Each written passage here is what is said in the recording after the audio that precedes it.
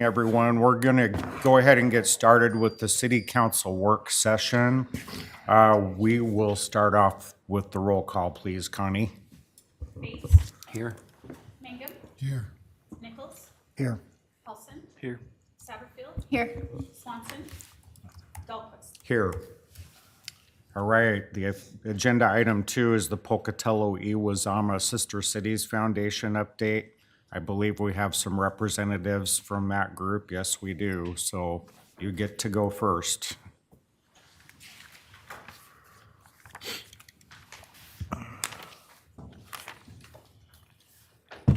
Welcome. Good morning.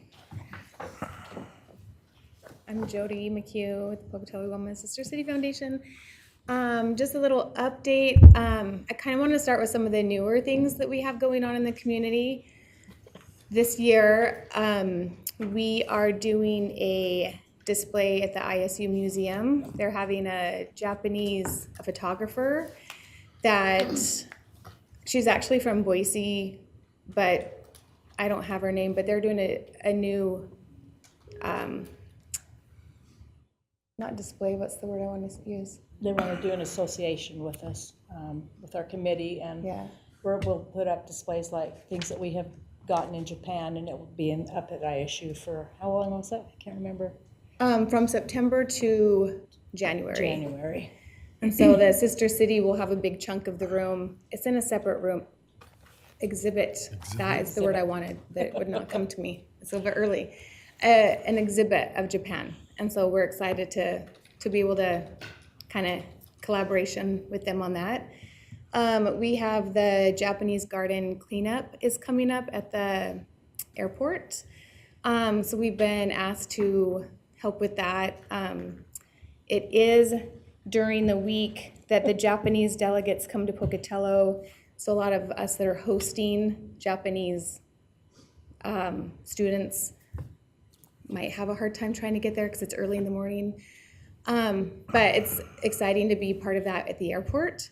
And then the last thing we've been doing twice now is the library, the Marshall Public Library, has invited us to have a Japanese display.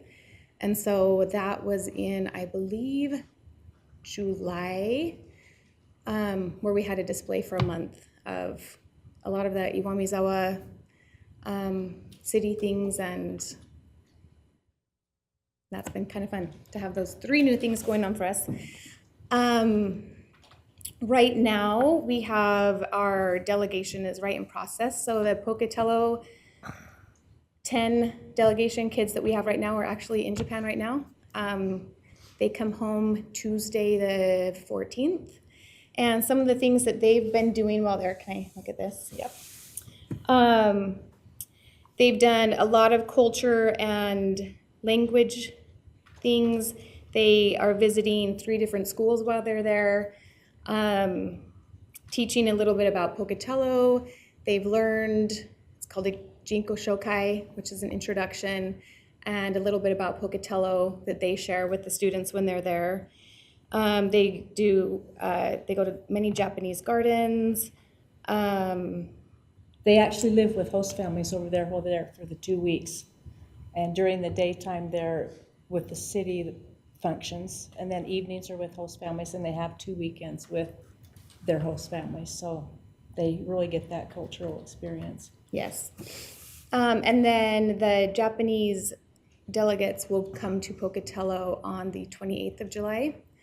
And I believe, I have this on my phone, but this is easier to take her notes.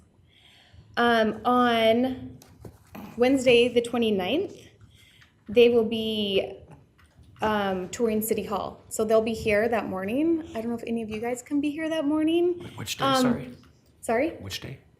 Which day? Day. Oh, Wednesday, the 29th of July. We actually meet out front most mornings is kind of our meet place, and then we take them from here. So it'll probably be 10:15, 10:20. They're gonna come in and get a tour of the building. It's kind of our Pocatello day. They go over and have a tour of the police department, and the police officers bring out like the drug dog, and they, get to do all that fun stuff. And then they tour the fire department. We have an ISU day where they're going to go tour ISU. That's when they're going to go to the museum.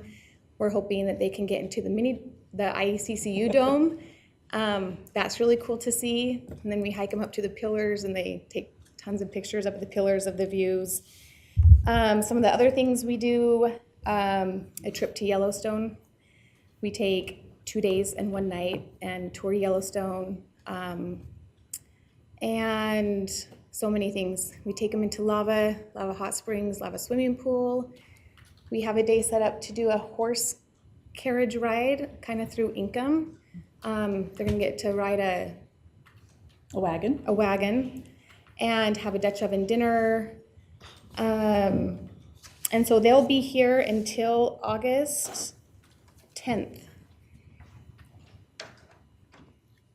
And we have the mayor's welcome party.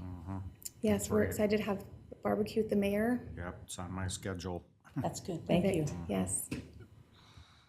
So, is there any questions? And then we start the next election for 2027, which sounds so weird. Applications start in September, and we take them through about the end of October. And Start over we again. make this election in November, and then start culture and language classes till they're ready to go in June. And when we were talking earlier this week, Jody, did you mention that every 5th year there's opportunity for an adult delegation? Yes. It's normally the youth for 4 years, and then the 5th year it's a different makeup, if I remember right. And what year was that? So it's on We went the last year. Fifth, The yeah. adults So went it's a last year, while So before. every 5th year. 2025, 2030. Sounds so far away, but it won't be. 2035. Yeah, and it's an adult delegation. It's shortened. Instead of 2 weeks, the adults do 1 week. But really, they just cram everything in, like almost the same things, right? Yes, within a week. And It's go, go, go the whole time you're there. it's great. And if we ever can get a city councilman, the mayor, in 2025, they had a city councilman come. And it was amazing to meet him and kind of hear more about their city, like, kind of have the inside scoop a little bit on some of their city things. And he was amazing. Yes. And we all told him he should run for mayor of Iwamizawa. So we'll see if that happens. Yeah. Yes, Couple please. questions. So what age can you apply for these kids? The students, it is age 14 to 18. 14 to 18. Okay. Pretty much high school, because that 18, 19, I think in our bylaws, it's set that you can go the summer of your senior year.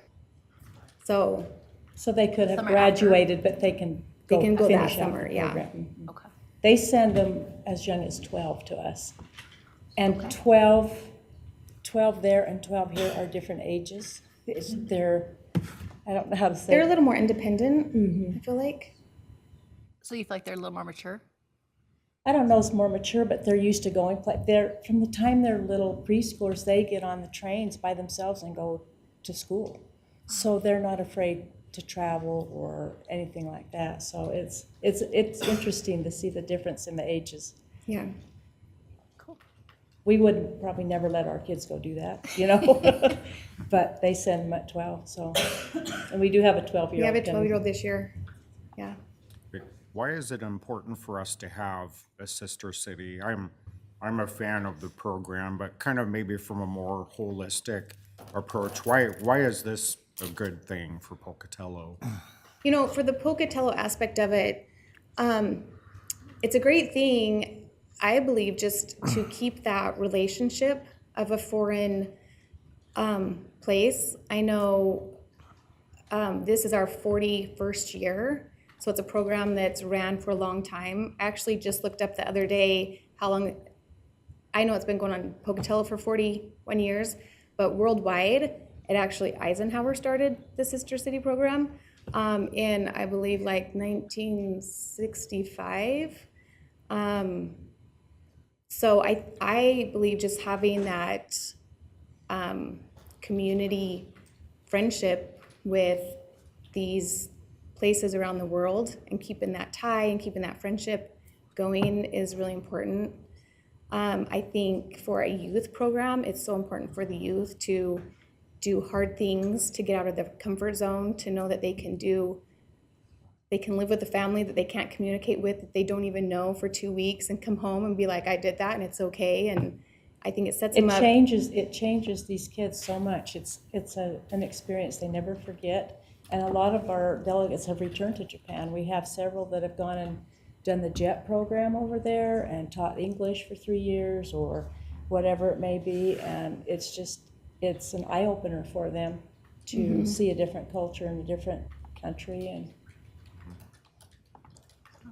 Yeah. Okay, do we have any other questions, or yes, please? I want to commend you on what you guys do. And to the point of what the mayor's question and the point that you just mentioned, I think that the mission of the city is to be inclusive and to welcome diversity and whatnot. And I think that what you guys do speaks to that vastly. A lot of divisions are taught at a young age, and you guys are implementing a lot of inclusivity and acceptance at a young age, especially when you send someone somewhere where they have no idea who's talking, what they're talking about, or what's going on. And so that cultural difference is huge, and it makes a huge impact on people. So again, I just want to commend you for great work. Thanks. I was going to say too, we encourage these delegates, both sides, to keep in touch with each other. There's not hardly a week that goes by. I've been over several times, and I have 2 host moms over there. Hardly a week goes by that I'm not in touch with them. We call each other sisters, and I truly feel that their families are my family. I've had all of their kids in my home, except the dads. The dads, I've not gotten them over here yet, but the moms have come. Just on their own, they've come and stayed. I've had one of my host daughters come 3 different times and stay with us. One time was at Christmas. So it's an ongoing program. It doesn't just stop when we're finished with it. It keeps going and going, which is a fun thing. So. And off that, I think just this delegation, 3 of our kids are staying with families that their siblings have stayed at, that the Japanese families have had kids stay with their families. So we're on like 3 or 4 year rotations of, these relationships with these families across the world that love your kids and you're loving their kids. And we don't worry about when we send our kids or our grandchildren over there. We know they're very well taken care of. And I think they feel the same about us with our host families as well. yeah. Okay, well, great. Well, thank you for all you do. Yes, thank you so much. Thanks for your time. If anybody wants to come to the mayor's thing, just let us know. We'll be waiting for you. And I don't have my calendar in front of me, but remind everyone of the date of that mayor's get-together. Let's see here. So the barbecue, our opening It is barbecue, the 29th, Wednesday the 29th. Okay, so it's the same day as the city hall tour. Yes, just correct. later and that that's our evening. first day. They come in Tuesday night, and then that's our first full day. Do you guys want the address? We'd love to have you all come. Yeah, sure. Yeah. It's my address. It's 2151 Diane Lane. Yeah. Great. At 6 o'clock. Oh my goodness, I can't remember. I apologize. 6:30. 6:30. Come at 6:30. Dinner's provided. Awesome. Thank you so Thanks. much. All right, we will move on to agenda item 3. It's city-initiated text amendments to Title 17 zoning regulations. Planning and Development Service staff members are here. They're going to discuss some proposed update to Code Title 17. Good morning, Mr. Mayor, members of the council, Jim Inglesey, Long Range Planner, and Becky Babb, Planning Director, Planning Manager. Oh my gosh, that's the second meeting in 2 weeks where I've got my title wrong. So what we're presenting today are some proposed amendments to Title 17. This is in response to the legislation that has happened this past earlier this year at the state. And so these are bills that we're required to change some portions of our zoning ordinance. The law went into effect July 1st, and the cities are required to make changes by February. And so part of these changes, we have added some things to complement what the state is requiring. But in all of it, we're asking for your feedback. And so throughout the presentation, please ask questions as we go through it. But as we go through each bill, I'll stop and see if you have any questions. And so the three bills that are impacting our zoning ordinance is House Bill 800 regarding manufactured homes, Senate Bill 1354 for accessory dwelling units, and Senate Bill 1352 for starter home subdivisions. And so we'll go in that order, and I see it as the easiest to the biggest changes. House Bill 800, manufactured homes. So the bill requires that manufactured homes include multifamily units, and that a single section manufactured home has to be at least 400 square feet, and a two section be 800 square feet. And so this is living size that we're talking about. So those are the big things that come out of House Bill 800. What does that mean for Pocatello? Currently, we have these definitions regarding manufactured homes. There's a definition for manufactured home versus what is an insignia manufactured home and a non-insignia manufactured home versus a mobile home. And so what we're proposing is taking all those, we see those as really outdated. Insignia just means it's verified that it's meets all HUD standards, built in a factory. And so we're taking how Idaho code defines a manufactured home and putting it into our code, and then also referencing code sections in state of Idaho, just to make it easier. Because whenever we have somebody call and say, you know, what's required to bring in a manufactured home, we say, well, it needs to be insignia. And they ask, well, what does that mean? And so we have to go through this whole process. So we're updating those definitions on what is a manufactured home versus mobile home and whatnot. And then currently manufactured homes, and this is really manufactured homes on individual lots, not so much a mobile home park. We require it to be, one, an insignia home. Two, it has to be multi-sectional, at least 1,000 square feet in size. And then we've got foundation requirements, pitch requirements, and design requirements. With the changes in the state, this will change our requirements to allow single sectional manufactured homes at a minimum of 400 square feet in size and multi-section at 800. And so this is a pretty big change from going from multi-sectional 1,000 square feet to quite a bit smaller. Any questions on manufactured homes? So on that, the 400 square foot one, Jim, is that, I think a lot of that is like a park home, or like would that fit? It's just a very small home with a porch, and maybe that's, I mean, that seems to fit that definition. And I've heard that park home definition quite a bit. Yeah. It would also accommodate manufactured tiny homes. Yeah. And so where you see those becoming increasingly visible, it would allow for those pre-manufactured tiny homes, but they would still have to meet the other requirements, such as the foundation roof has to meet the building code, etc. But under this new code, we would have to allow them to be as small as 400 square feet in size. Yes. So does multi-sectional mean they're all connected in the same building?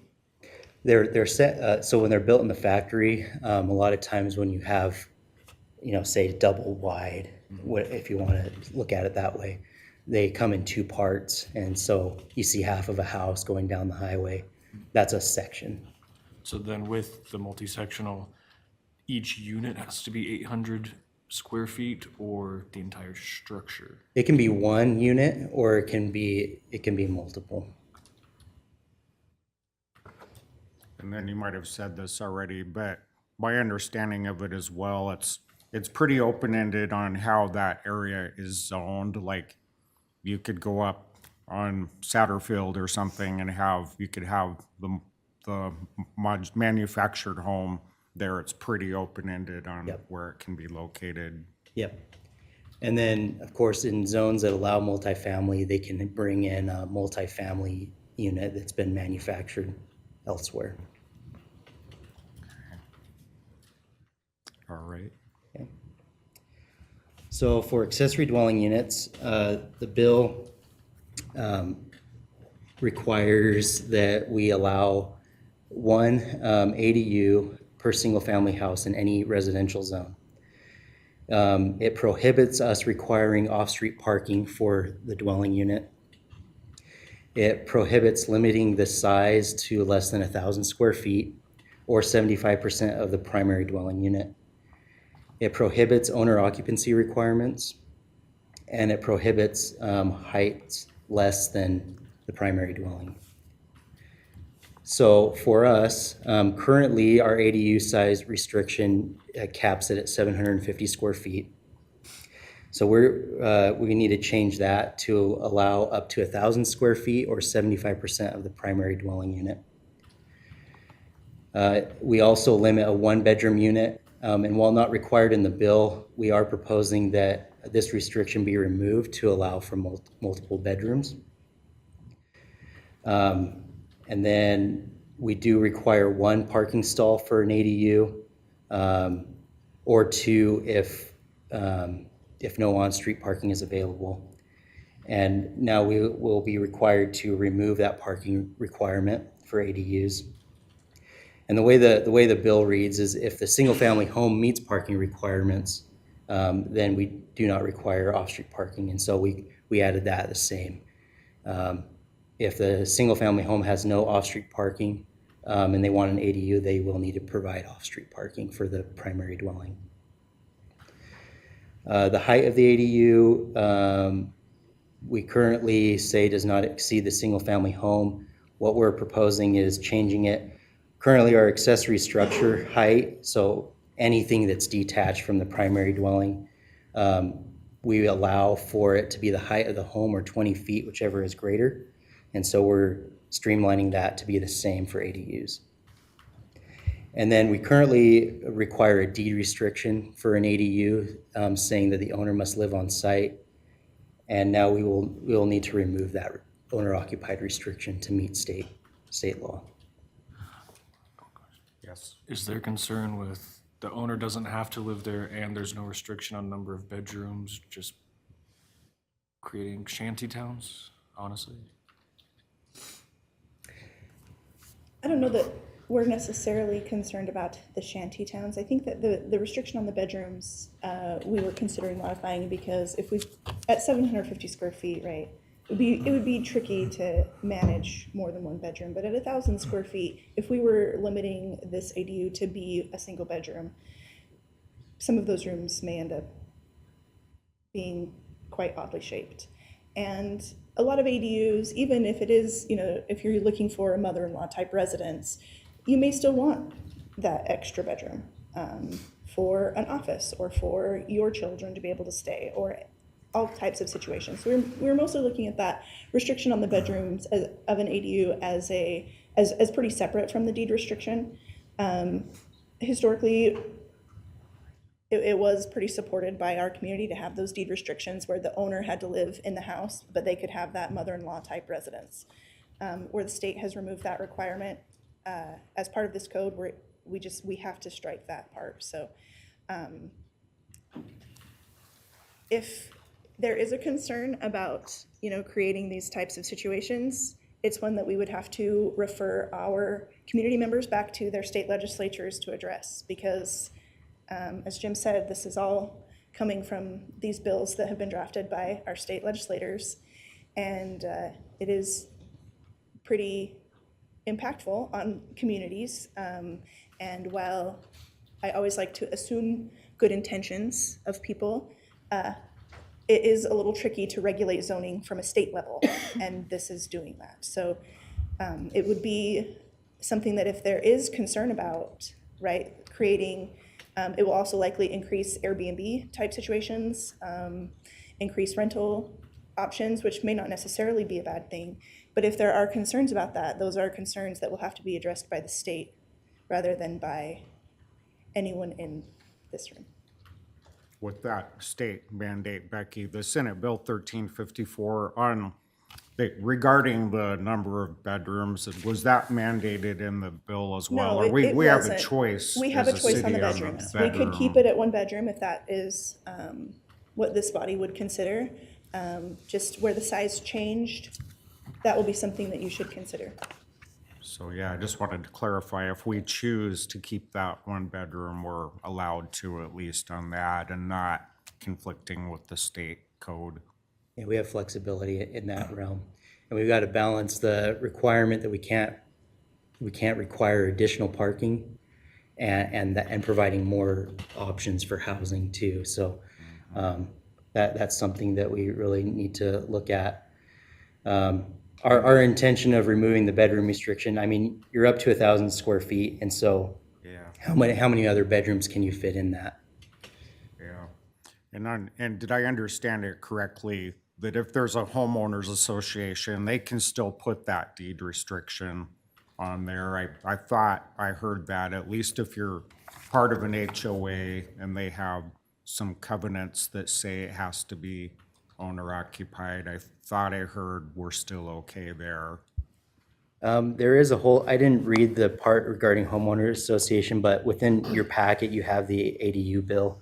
In that first paragraph, it talks exclusively about what homeowner associations can and can't enforce. And so I would look at that if you're interested in that. Mr. Mayor? Hi. So is there anything in this proposed language that would prohibit somebody, say, from building an accessory dwelling unit on their property and use it in exclusively for like an Airbnb?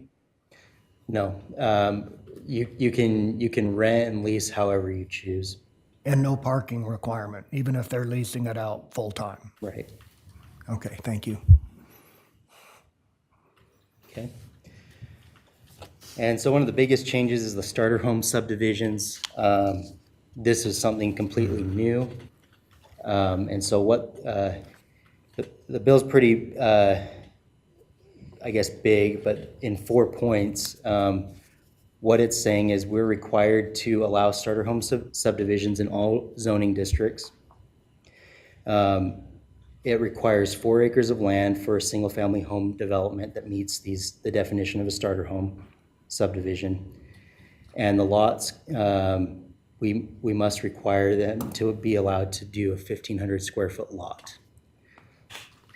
And then it has requirement for minimum setback mandates of 15 feet on the front and rear and 5 feet on the sides. And so if a developer came in and built 1,500 square foot lots and met those setbacks, you'd be looking at a 400 square foot footprint for a home. And so just keep that in mind. They can go bigger, the lot sizes can be bigger, but if they're going the absolute minimum, it's a 400 square foot footprint. And so there's a lot of numbers here, but hopefully I'm not gonna go over every single setback and minimum lot size. But I just wanted to show a comparison of what that means for our zones. From the RE at 15,000 square foot minimum lot size, if you meet the 4 acre rule, you can go down all the way down to 1,500 square feet lot size in the RE. And that's across the board in all the zones. But I just wanted to show you the differences in minimum square foot for the lots from our current to what a starter home subdivision would be. And I just want to make sure I understand on your 400 square feet. So you're saying you could put, the biggest home you could put is 400 square feet on a 1,500 foot lot. And that's because we in our code have a ratio of like the house can only take up X percentage of that We lot, don't have ratios in our zoning code, but what makes it smaller is the setback requirements from the state in this bill. Okay, And so if you're going all the way out to the setback, building all the way out to the setback on a 1,500 square foot lot, it's a 400 square foot building footprint. Yeah, okay. Again, I mean, that's kind of the biggest, like the maximum that you can do. You can always go bigger on a lot size and have a bigger footprint to build. Yeah. Any questions? Okay. So this applies specifically to a subdivision. So like in the residential estate, you can't just have one 1,500 lot. It would have to be a subdivision that is. Yeah, they're put not in that zone. one-offs. It's, you have to meet that acreage threshold and then develop a subdivision. And what's the acreage threshold to qualify for? 4 acres. 4 acres? In the proposals in the next slide, I'm going to talk about, in the higher density zones, we are proposing smaller acreage thresholds for you to consider as well. And then just the comparison of all the setbacks regarding a starter home subdivision, how they will change the setbacks in the zones is the rest of this slide. So I just wanted to give you an idea of how much of a change it is regarding minimum lot size and the setbacks in the zones. Okay.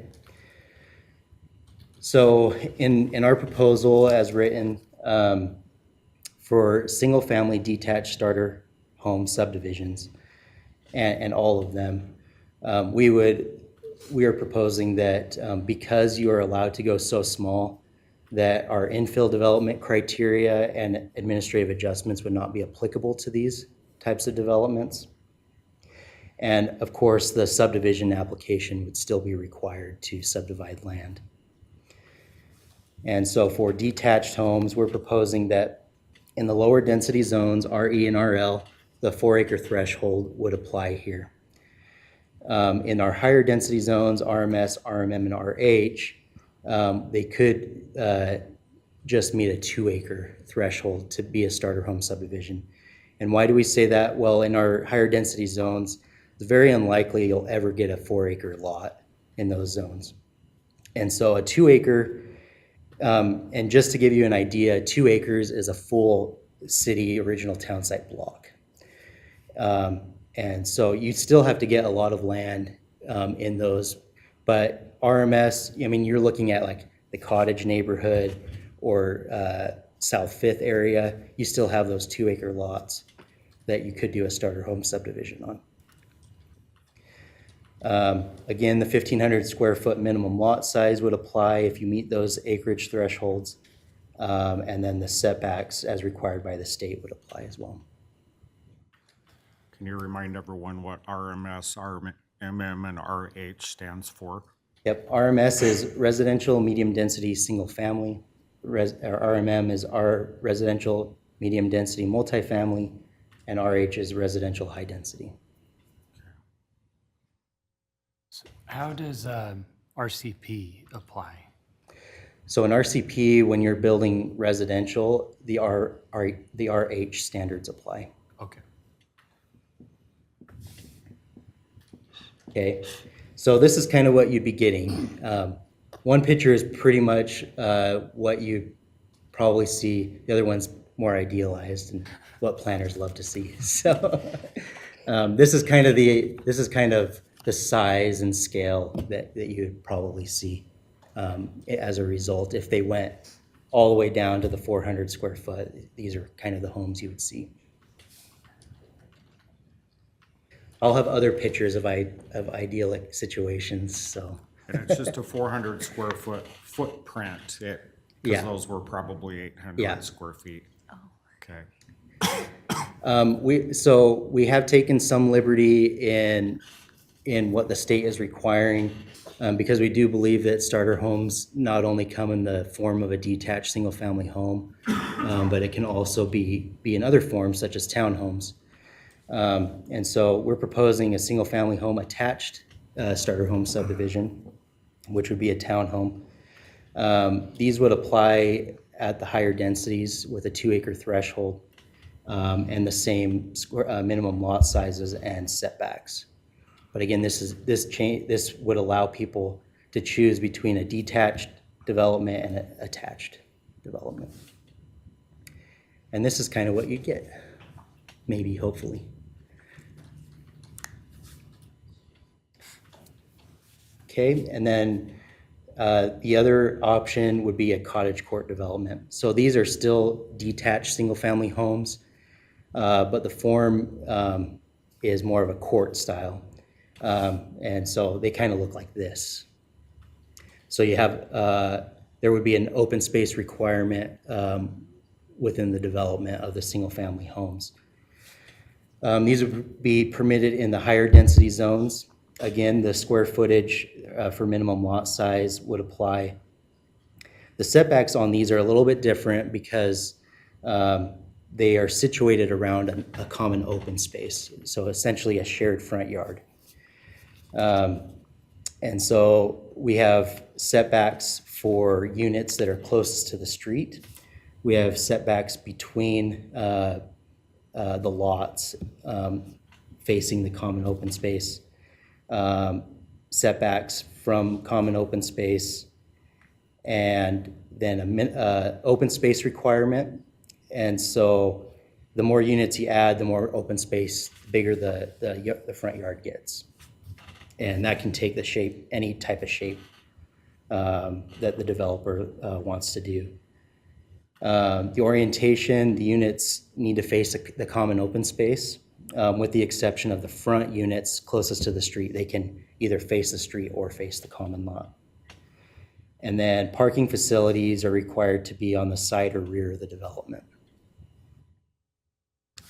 And again, that's kind of what they would look like. Any questions?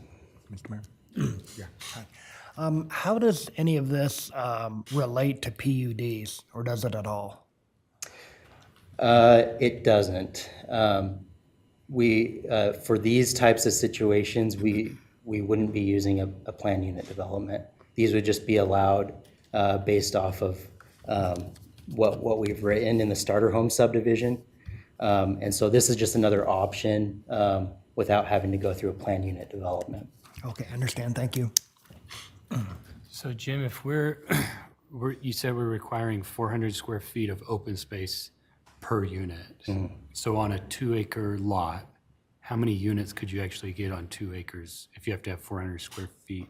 I'm sorry if that's... I'm not good at fast math, and so if you get the minimum 1,500 square foot lots per unit, and then a cottage core is by definition is 4 units or more, and so you know if you did the 1,500 and the four units, that's 1,600 square feet of open space, I believe, and so that's kind of your smallest cottage court. So one home would need 1,500 square feet plus 400 extra. Yeah, that 400 would go towards this common open space in the middle. So 1,900 square feet divided by however many square feet in the 2 acres. the 2 acres. Yeah. And we did include these options. The state is forcing, right, our hand here a little bit to go to very, very small lot sizes. And on this, there likely will be strong pushback from people that live in areas with a lower density. This is not going to be appealing to some of these lower density areas to have something like this that is suddenly permitted by right by the state in their neighborhood. So what we've tried to do is to direct some of it as best we can as a community, and to give you our expert guidance on ways that we think we can modify it that will be better for Pocatello, and not just take the blanket state changes overall, and just because hopefully if we incentivize a little bit in certain ways, we may end up with the more appealing outcomes for our community and our residents than just some of those base 400 square 400 foot square homes. foot home on a 1,500 square foot lot. So you're welcome to discuss that in whatever way you choose. We've just tried to provide you some additional options on ways that we could kind of direct some of these changes instead of just taking them as the state has kind of dictated to us. But it will be a conversation that I imagine that people will want to have with you on why we're allowing these. We've had phone calls about them already from developers that are very excited to be able to have this density without any PUD requirements and with a minimal amount of options that we can use to restrict that type of development. We'll still have slope standards that will have to be met. They have to provide the utilities. It'll still have to meet city code, building code. They'll have to be on foundations. All of those pieces will still apply, but that density requirement of that 1,500 square feet, we are not allowed to be more restrictive than that. We have to permit the 1,500 square feet if they meet the 4-acre requirement. So in these other two options, we are just trying to provide options in housing and trying to kind of steer that more towards our higher density zones. And so, sorry, I didn't quite, I think I caught this, but so the state mandate is saying 4 acres, you have to do this, you have to go as low as 1,500 square feet. So were we saying as a city though, we're gonna make that a 2-acre requirement? For the low densities, we're keeping that 4 acres, but we're being more permissive in our higher density zones. Okay, In an effort to, the density belongs in the higher density zones, not in the lower density zones. yeah, But still, you still have that option of a detached single-family home. It's essentially our foothills. okay. You said 2 acres is equivalent to what in terms of city blocks? An original town site block, so College neighborhood, Bonneville neighborhood, those blocks are 2 acres. So Bonneville Commons is 2 acres. the size we're talking about? Yep.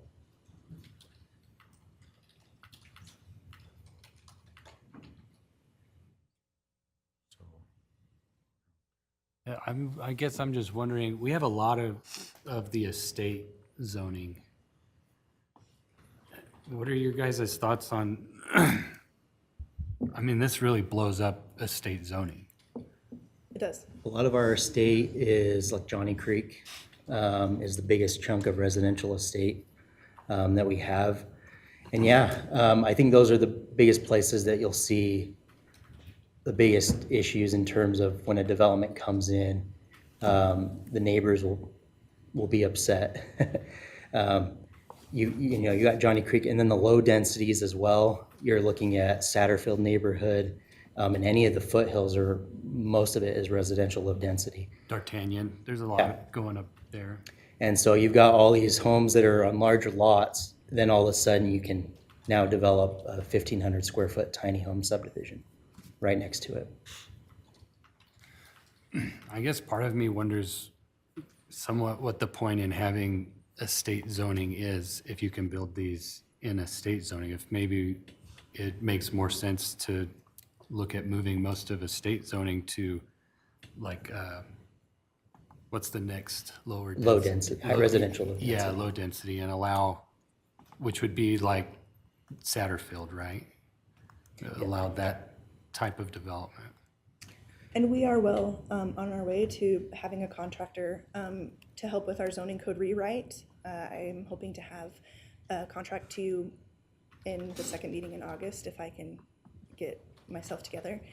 And that will be part of those conversations, Councilman Bates, that we'll have to have is how do we want to manage. Zones will change as we go to form-based and character-based code.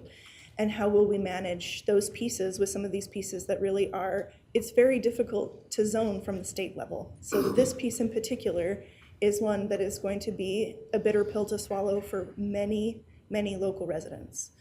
I think we understand the reasoning behind it. We want to encourage developers to think in a way that provides options for people that are just starting out and that need a lower cost, smaller option. And this was the way they decided to go about that. This is one of the only bills that passed from their housing study that the state did at the state level. I don't know that this was the best option of all the options that they had, but this is the one that passed. And so this is the one that we have to deal with. But it does make things like residential estate not irrelevant, but it will definitely not match the character of some of those neighborhoods. And neighbors will not be delighted that it doesn't match the character of some of those neighbors.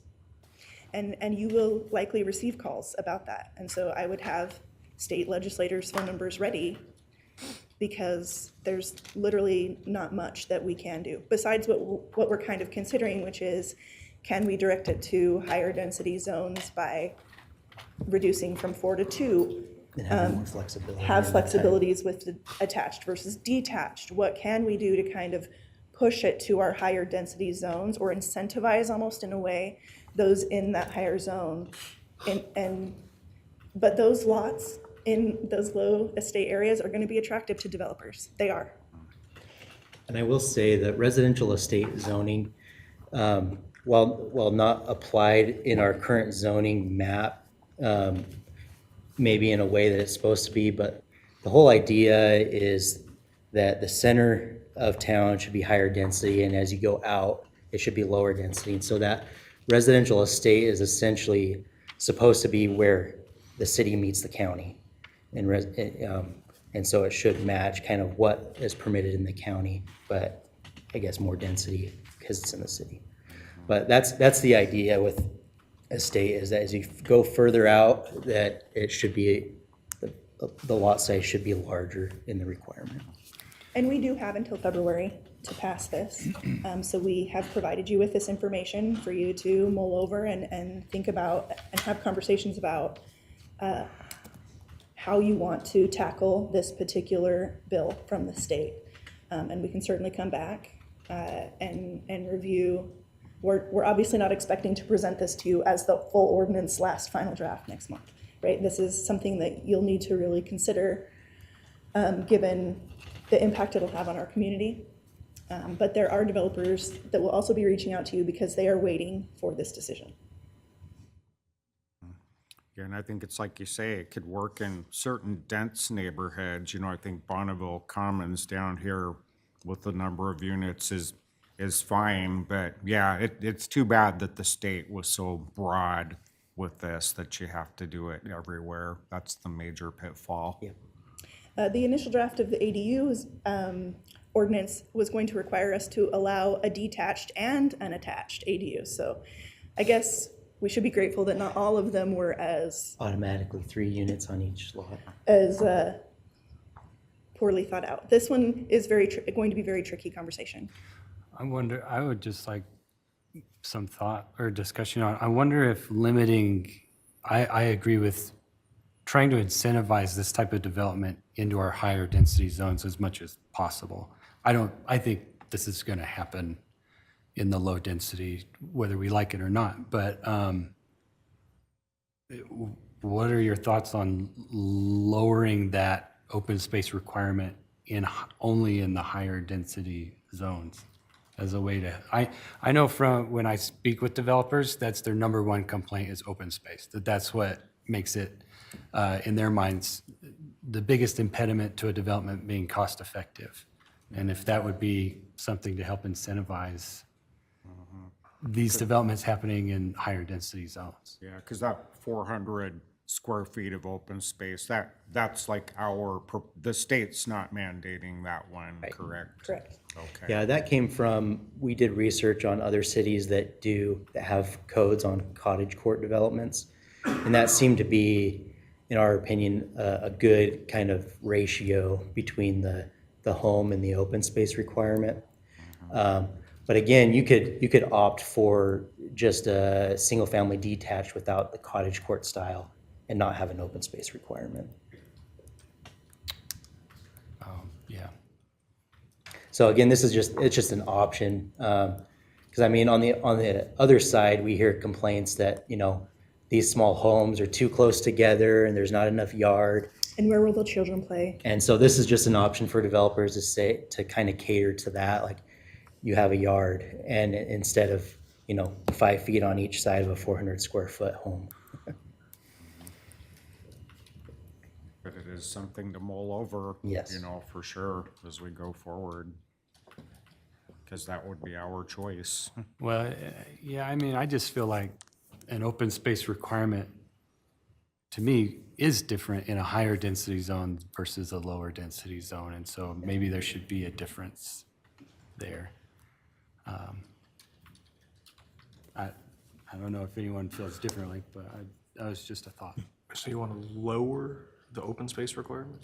In the higher density zones. Right now, we're proposing 400 square feet per unit across all of them, right? That was, And so these cottage courts would just be in RMS, RMM, and RH. oh, I see, okay. And so, I mean, you could do it, you could do one of these in the lower densities, but we're not requiring them to meet these standards. Thank you for explaining that. Clears it up. But yeah, that's good because it would incentivize developers to go to more of the dense areas if that's not so strict. Mr. Mayor? Yes. Just generally speaking, I'd like to say that I think the open space is a good thing. I mean, I think it really enhances the quality of life for the residents.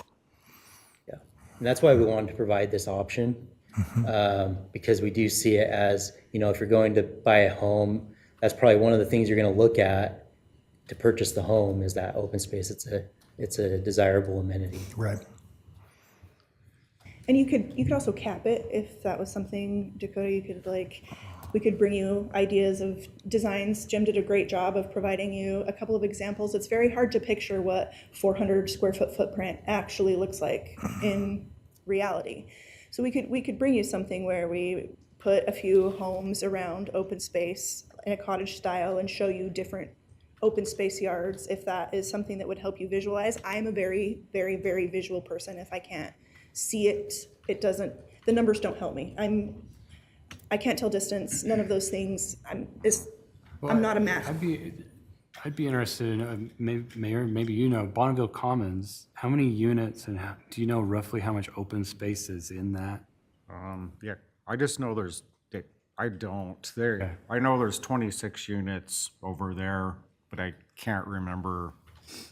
Another one I would suggest you go look at, and Brent, I can't remember the name of it, but it's the one right next to Fred Meyer. Aspen Place. Aspen Place. That's a very good example of kind of this cottage neighborhood unit style where they're somewhat contained. They are very visually similar in look and style. They're not super large, but then they all kind of it very much feels like a small community. That's what the cottage court is kind of designed with, that look. So that would be another one that's very close, that you could drive by it and get kind of a feel of what they look like when they're built out and when people live in them. So on that 400 foot of open space, what's our current code right now? We don't have any open We space don't. requirements, Okay, 'cause just as long that's- as it meets setback and minimum. lot Okay, size. because I know at Bonneville Commons, we didn't allocate 400 per unit. That would be 26 times 400. So And we this have would much only less be there. on those cottage style where the concept is, right, the buildings are as close to the edges of the footprint as possible, and all the center area is shared as a shared front yard type style. That's what these cottage court developments. So would you go back just one more slide? The other, Which one? the court, yeah, one more. No, Cottage court? No, the other, not cottage courts, the other proposal at the 2 acres with the townhomes, the attached. These are the townhomes. So this one, we didn't have any type of open space requirement, right? This is looking more like townhomes, so your yard will be in front or back or both, depending, and they're all attached and they line up in kind of a row, and that's how those are meant to look. The cottage type is meant to build around a central shared communal space. So that's the only one that would have that type of requirement, Dakota. Is there a height restriction on this? They all meet the height in the underlying zone, so 35 feet in residential. I would imagine we're gonna see more of that. I wouldn't be surprised if we saw more of that. I'd like to see some that were actually the 3 stories, and look In our higher density. in our highest densities, look somewhat brownstone-esque. And I don't know that we will, but So we can come back, we've given you quite a bit to mull on. Would you like some imagery of worst case, best case scenarios on some of this? Would that be helpful? Okay, Yes, please. Yes, for sure. okay. Would you like those examples to just be more or less theoretical, or would you like us to, I mean, I hate to put this out there, but we could find like a 4-acre lot in an RL zone and show you what it would look like, but then that might cue someone in on that 4-acre lot. So So you said we have till February, we have until February, that's correct. and so I would assume we're gonna try and make these changes at roughly the same time the legislation takes effect. Yes. We're not gonna change it. We're not gonna, no, I don't see, the other ones, the ADU and the manufactured home, I think we could move forward. I don't think there's any heartburn necessarily about those. They just are what they are. This one, I think we should take our time and have a few conversations about what you want this to look like. We just need to remember the process. Once we start the public hearing process, it takes roughly 2 months to finish. And so we need to keep that in mind so that we can meet our deadline. So we'll probably have to have public hearings in January and February.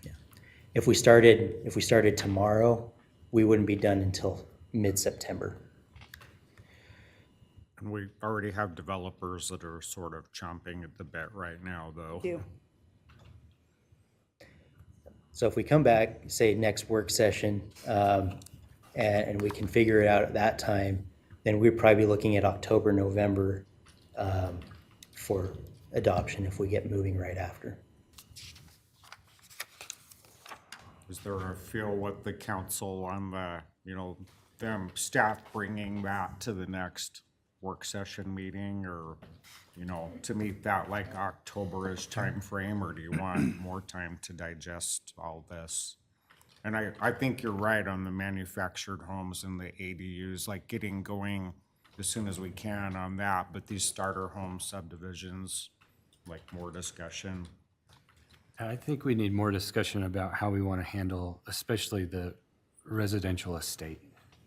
There's just a lot of There. land that's zoned that, and yeah, I think we really need to discuss. And what you said we're working with a consultant. Yeah, for our zoning code rewrite to make character-based codes. So this is our subdivision ordinance. It will fit in to the zoning ordinance, but it is a subdivision requirement.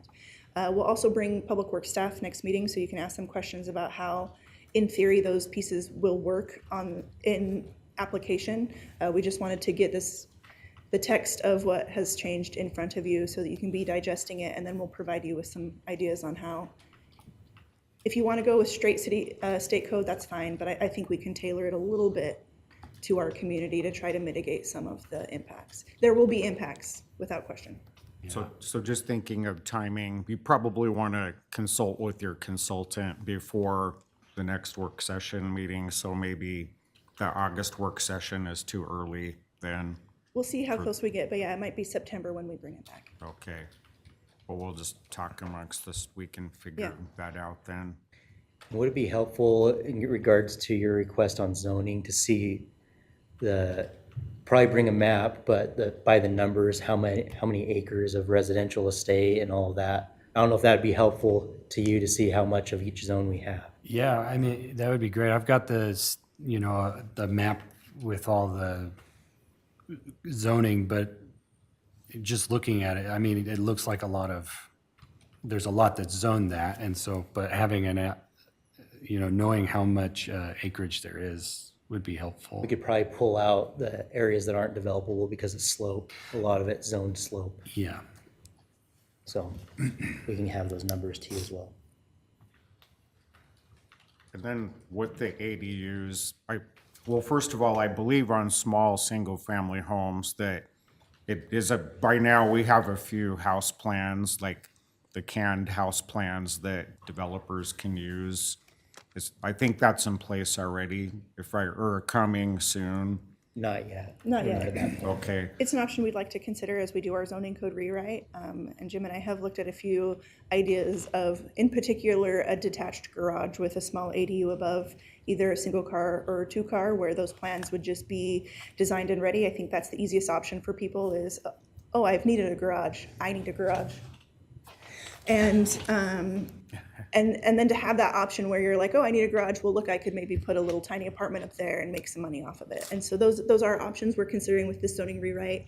And we'll get your feedback at that time. But I think that's a very simple mechanism that very large communities use. These plans we've procured them, they're approved as long as they meet your setbacks and you have water that can connect and sewer that can connect into the building. Your permit process is very quick, and so those are options we'll be providing to you, and that hopefully will also take the pressure off on some of these ADU pieces as well, because we'll be able to direct them also. Yeah, because I know on the city of Boise, with their ADUs, they have some canned house plans that they will give for no Yep. charge Yeah. to developers. And I like that idea as we're moving more into this. Like, let's have a design that we like, you Yeah. know, and make it easy to pull off the I shelf. just have questions for legal as a heads up about intellectual property rights on that, so, Yeah. sorry, Jared. One final question from me. How does this legislation apply to counties? Does it apply at all? It applies everywhere. These ones, there is specific wording on applicability, and I can't recall if it says counties, but it does say, okay, so provisions shall apply only to cities with a population greater than 10,000. And I don't think But the all of them ADU apply I that think way, the ADU but one that's a starter, is- a starter home subdivision The says that. subdivision one, yeah. Yeah. So there, Last yeah, This one also has, the ADU is also the 10,000 population.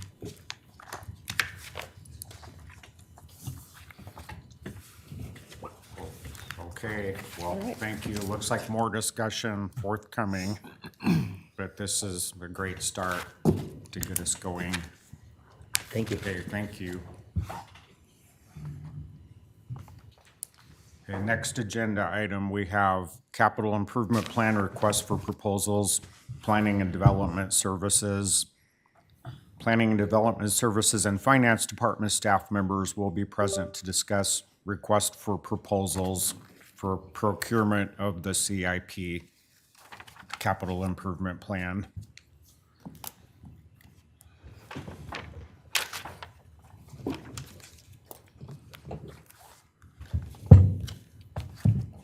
Exhibits here. Okay.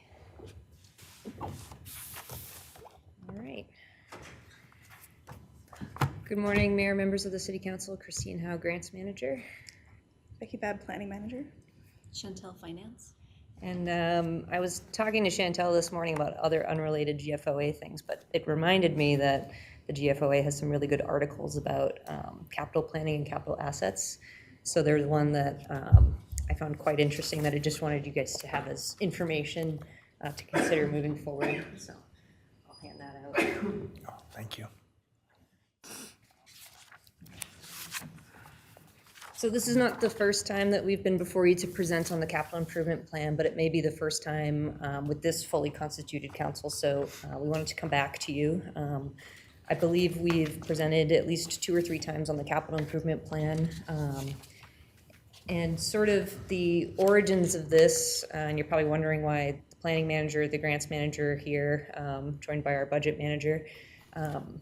When we look for grants and look for projects and establish a lot of our planning, capital planning comes into play in a lot of that. And so when we're seeking funding or seeing what to prioritize, it's helpful to have a capital improvement plan in place to establish kind of what types of funding we'll go after and what resources we have or resources we need.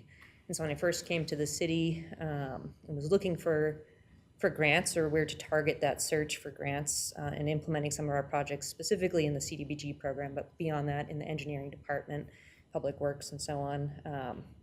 I went to the CFO at the time and said, where's the capital improvement plan? Where's the list of projects I can look at to see where I can find this grant funding and tie this in with the 3 to 5 year plan or whatnot. And departments individually had a lot of this information and had their plans. We have our rate studies.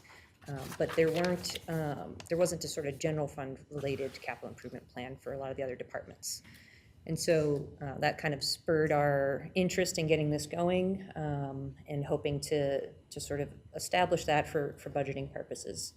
And so a capital improvement plan is typically composed of two parts. You have your capital program and then the actual budget itself. It really is in its name. It helps you plan for, you know, your 3 to 5 year outlook so that you can better budget and fund these bigger, longer term projects. As I mentioned, the enterprise funds conduct their rate studies, and they have those to rely on for every 5 years, so you can better project what your needs will be and plug in those projects. And so the idea behind this plan will be to create a citywide capital improvement plan. And just for kind of high level, you know, you all are deep in the budget process now, so I probably don't need to go over this too much. And Chantel and Becky, please chime in where needed. But your operating budget is your annual budget. It's what you need to cover every year, your salaries, your services, maintenance, and so on. The capital expenditures are those bigger significant investments that are often funded over multiple years or a large one-time expenditure. So you can kind of think about your household budget. I always like to use that as an analogy because a lot of public budgeting is just like budgeting at home. So you may have your annual, your operating expenses, your electric bill, your gas bill, your groceries, but maybe you know you need your roof replaced in the next 3 years. And so that would be a capital item, is that roof replacement. You save for it, you plan for it, and then that's a capital expenditure compared to your operating expenditure. So why create a capital plan?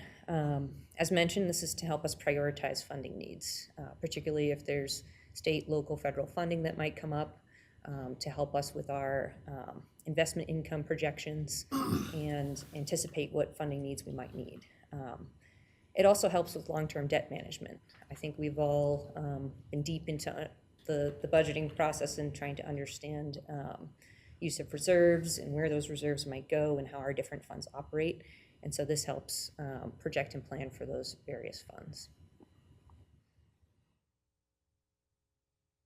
This is sort of an older org chart we used in our previous presentation, so we may have more updated ones, but just want to highlight the services that have their enterprise fund revenues where the rate study comes into play, and all the other divisions and departments that may have capital needs that aren't considered in those rate studies.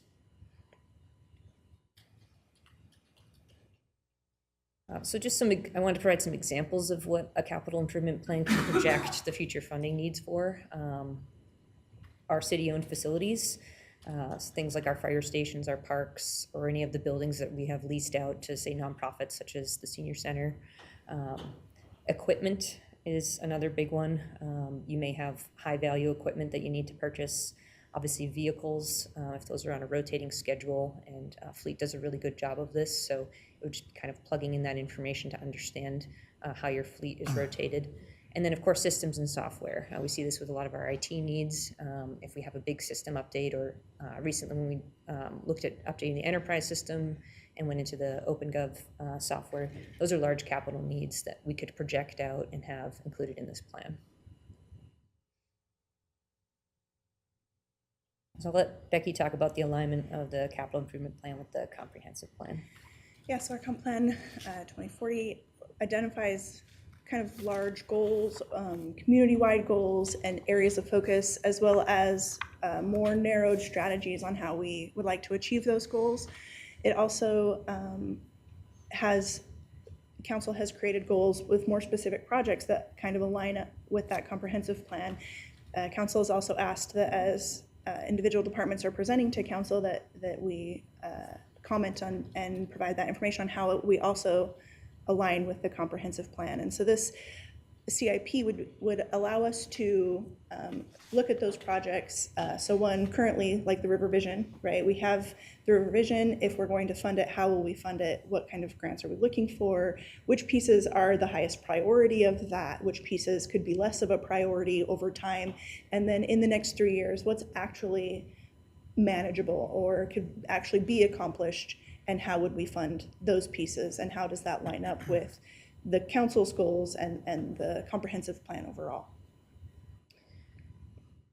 And we did also include slides here, as Becky mentioned, about council priorities and how this plan would align with some of the council priorities. So some notable ones are proper management of money and budget. And so this capital improvement plan is your budgeting tool that you can use annually during the budget cycle to help you achieve that. In terms of the actual projects themselves, they achieve a lot of your other priorities identified. If we're looking to create a walkable community, what are some of those projects that we can line out? Same with some economic development opportunities, environmental health and safety, and then our community recreation opportunities. And to distill this down further into your goals list, there's a number of the goals here that are ranked and prioritized that a capital improvement plan will help you achieve, because you essentially can include these priorities in that plan to help determine which ones should be funded at which point in the process. So for example, if you wanted to look at sidewalk plan and improvements, that may have a higher weight in the plan. It may raise it as a higher priority to fund so that you can direct your capital funding toward that project. And this plan would kind of create a matrix to show all of that. And I have a few examples I'll show you of some sample plans to better understand what that would look like. Finally, the capital improvement plan would align with department needs. So as mentioned, a lot of our departments are doing this. They have these in place. They're just not centralized. Or perhaps we need some additional cost estimating or projections on costs and maintenance needs, and also cost savings that would result from the projects. And so this would help evaluate the capital department lists annually. So those needs can be more predictable, and you can build off of a previous year's estimates. And it would also inform any kind of project or cost savings that we could see. So if we upgraded a facility system, HVAC system, for example, you may end up having savings in your electric or utility bills. And we can also use that to prioritize and allocate funding. So a general timeline for this process, we have a draft RFP that has been published at least once, was finalized for publishing a second time, but is now in its kind of third iteration. And so in March of 25, we did publish the RFP and did not receive any responses. So some of the feedback we got from those firms that didn't submit, they explained that they didn't have the experience to complete both the capital improvement plan and investment strategy portfolio. Since that time, the investment policy has been adopted and we have an investment firm in place. So we've taken that out of the RFP. We also extended the timeline so that they have more time to not only put together their proposal, but to also execute the project itself. We did present the revised RFP to council in September of 2025 at the work session and to executive staff. The feedback primarily from executive staff is that we should complete the finance policies that were in process before moving on to the CIP. And so I believe those finance policies have been updated and adopted. So we're kind of moving forward with the project. Our next steps will be to reissue this RFP for the consultant and have them on board to help with the FY28 budget cycle. If we solicit as soon as we possibly can, then they could potentially be in contract in September or October, and then that would help kind of inform the budgeting in the March-April timeframe, but likely with a final adoption toward the end of FY27, depending how much kind of groundwork that firm would have to do. So this scope of work is kind of what's in the RFP. So they create the capital program, as I mentioned, and this would be your policy. So this would define what a capital asset is. It would also define sort of any prioritization criteria you'd like to adopt. And then the capital budget itself would be those individual projects that we have that we can project out for the next 3 to 5 years. We also included a request to do a deferred maintenance cost projection. That was a request from the council. And Becky, if you want to speak a little bit on this one. Yes, so this is not a typical piece that would have been included in a capital improvement plan. However, it was recognized by former council members that our deferred maintenance problem is a large part of our issue. It's a large part of our budget. We have a lot of needs related to deferred maintenance that we don't know how we're going to fund. And so being able to get a better cost projection with, and this isn't to say that we don't trust internal projections or internal estimates or anything of that nature. It just means that hiring that cost projecting out provides us with people with professional experience that can pull data and information from all over, that this is the role that they is their bread and butter. It's looking at things and realizing, well, Logan paid this much for this many years ago, and we did all these public records requests, and here's what we anticipate would be a reasonable projection for your community. And that way you would have a number that you could kind of put some weight behind when you're discussing with the community or discussing amongst yourself during budget, and looking at that deferred maintenance, what the real cost is, and it could be as broad or as narrow depending on what you consider to be that deferred maintenance, which would be part of the contract that we would negotiate. But it would give you a number on what our deferred maintenance is, and it can be categorized by department, it can be categorized overall, it can be, and then some strategies, as with the capital budgeting, strategies for how different communities tackle deferred maintenance could also be included as part of that. Mr. Mayor? Yes, I have a please. question. Hi, Vicki. So as part of this, will there be an inventory done of city-owned properties and then an analysis of their condition and an idea of the cost that it would take to bring them up to par? I think that's certainly a piece that can be included in the scope of work, yes. And I think that that's a piece that comes up pretty frequently, and depending on who you talk to, and in my case, how good of a mood I'm in, I may over or underestimate how much property the city owns, right? In some cases, something will come up and we'll realize we own a piece, and I think this recently came up with like the Ross Park Historical Society, that technically we own that. Okay, great, and we should have been maintaining that, and there was a contract, and we just discovered this. And not discovered, that's again, forgive me for my occasional lack of filter, right? But there are times when things are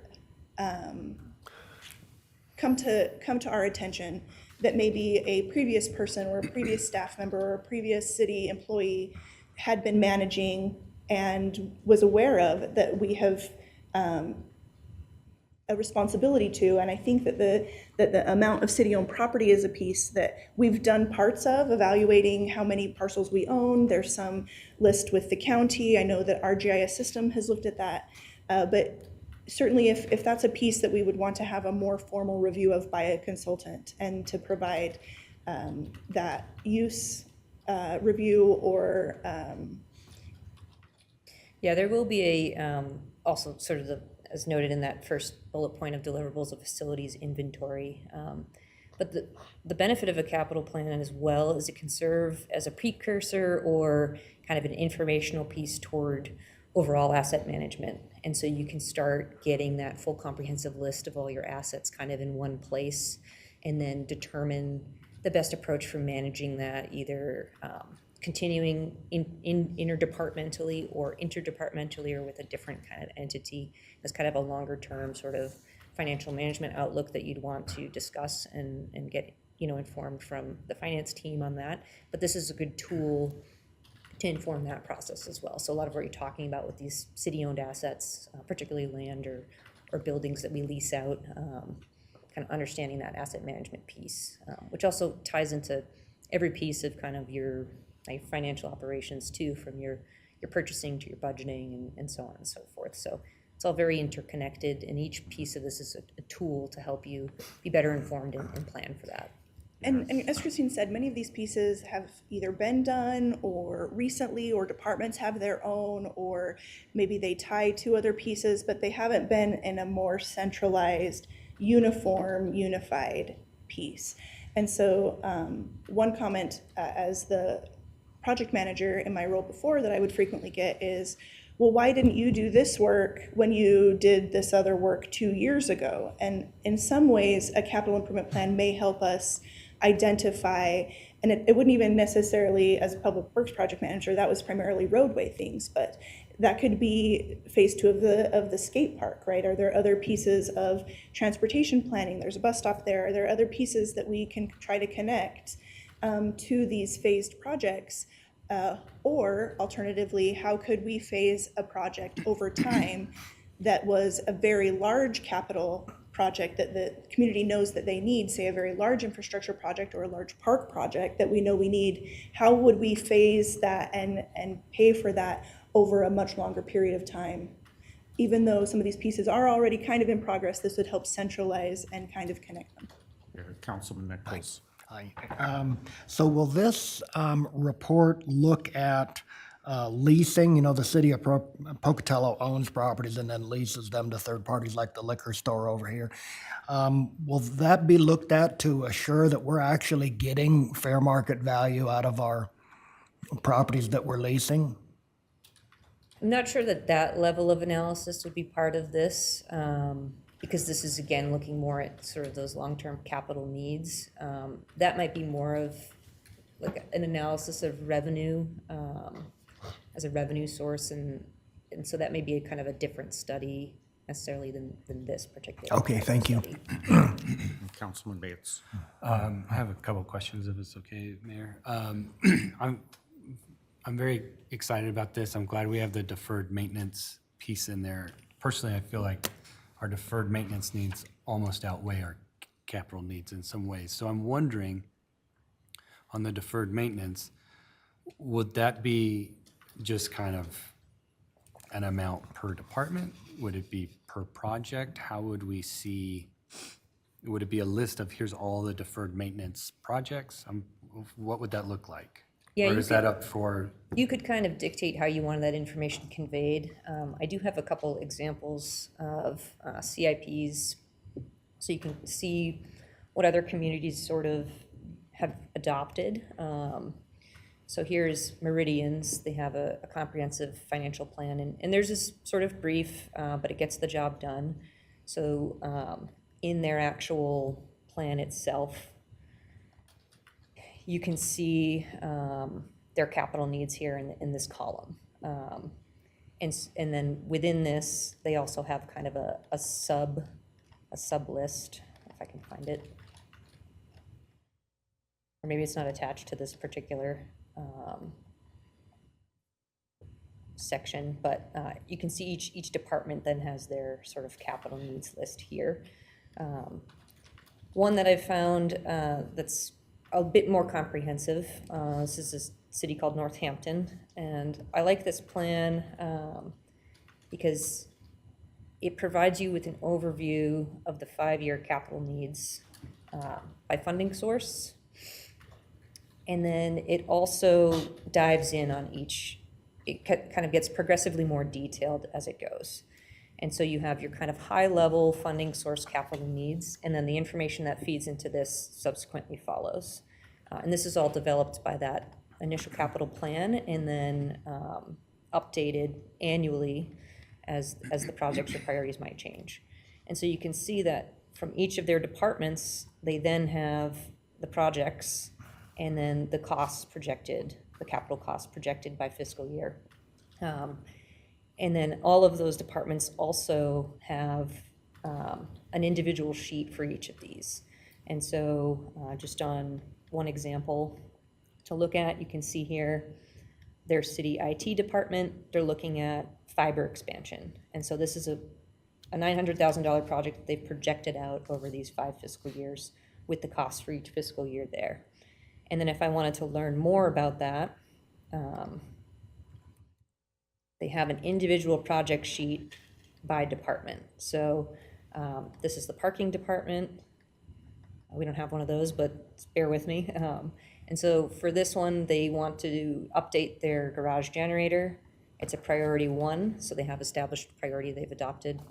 And then just a description, the need, what it would cost to maintain annually, any ROI here, and then the cost elements. So they're saying this is going to cost us $90,000 in FY26, and it'll be funded from city appropriation, aka a city general fund.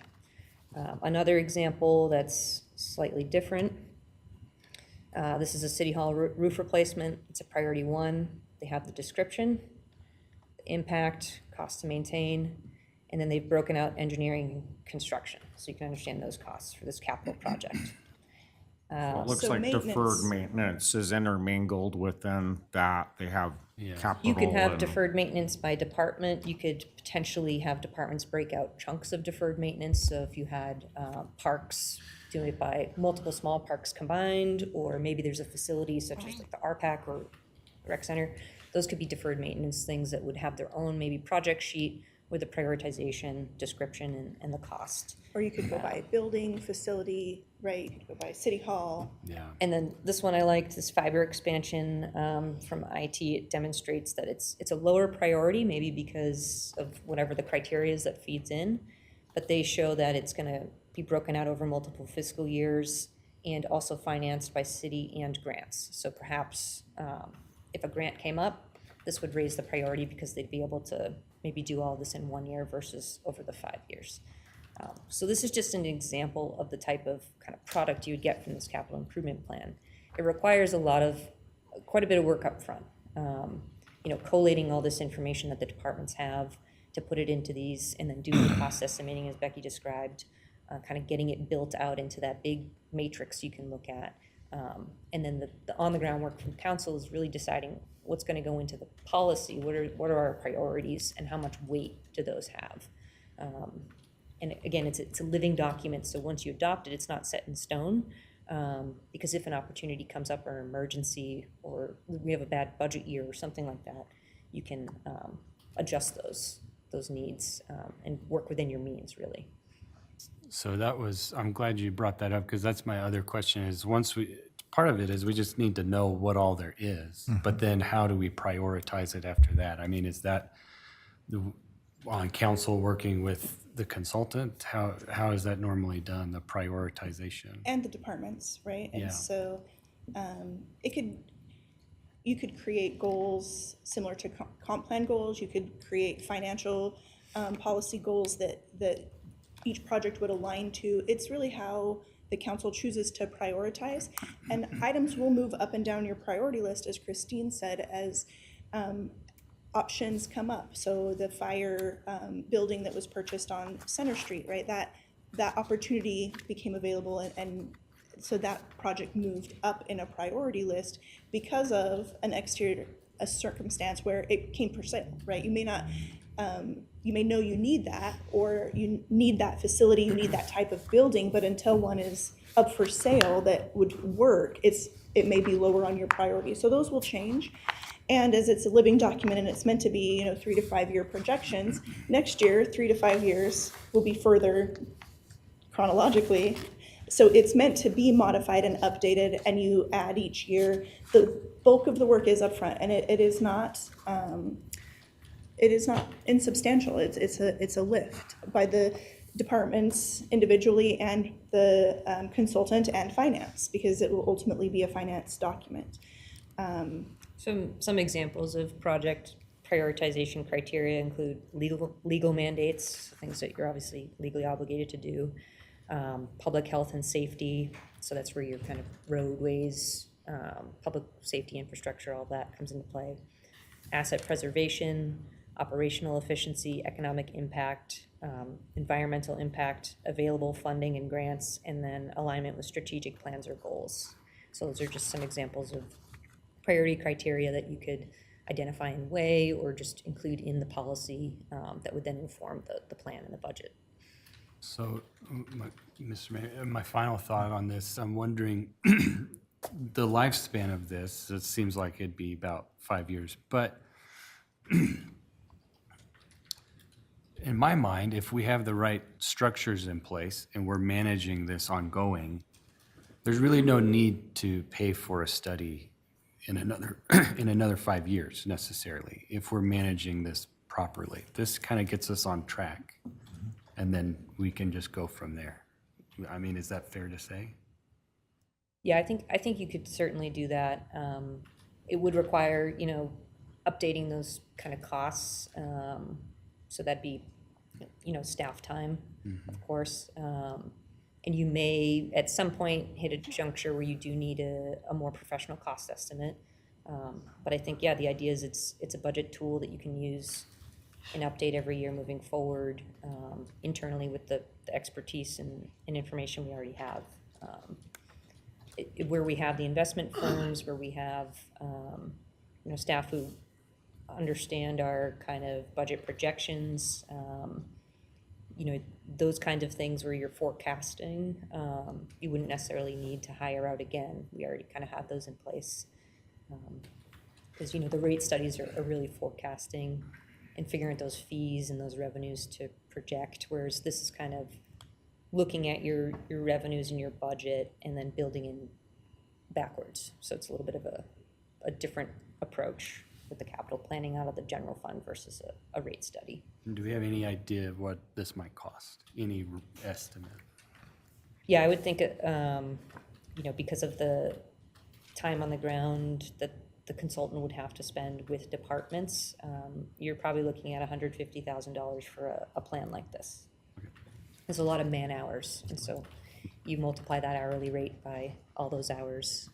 Okay, Councilman Nichols. Hi, to follow up on Dakota's question there, so where will the money come from? Do we know yet? When we initially proposed the capital improvement plan, the previous CFO thought he had money in his professional services line. I don't believe that is any longer the case, and so it would likely have to come from general fund reserves. It's not currently in any department budget that I'm aware of. That is correct. And then do you have a rough timeline for completion? We would estimate 12 months with some deliverables to inform the budgeting cycle for next year. So if we were able to get under contract in September or October, then we would want sort of a first draft in the spring and then final adoption at the end of FY27. All right, thank you. I will add a note with our OpenGov software, we do have a capital improvement plan in there. However, having it consolidated so we can actually have a good starting point and then we could maintain it from there with knowing we may need to get estimates, but OpenGov has the ability. We just dove into the budget portion. We did not dive into the capital improvement portion, but having a consolidated starting point to move forward. It's not a bad idea for budgeting purposes since we do have all the fire and police are kind of on good timelines for negotiation, so we could actually start projecting out further and anticipating bigger expenditures. Councilman Mangum. I'm glad, Chantel, that you mentioned that because I just was thinking, does OpenGov do that? And so I logged in to look and see if that was a capability.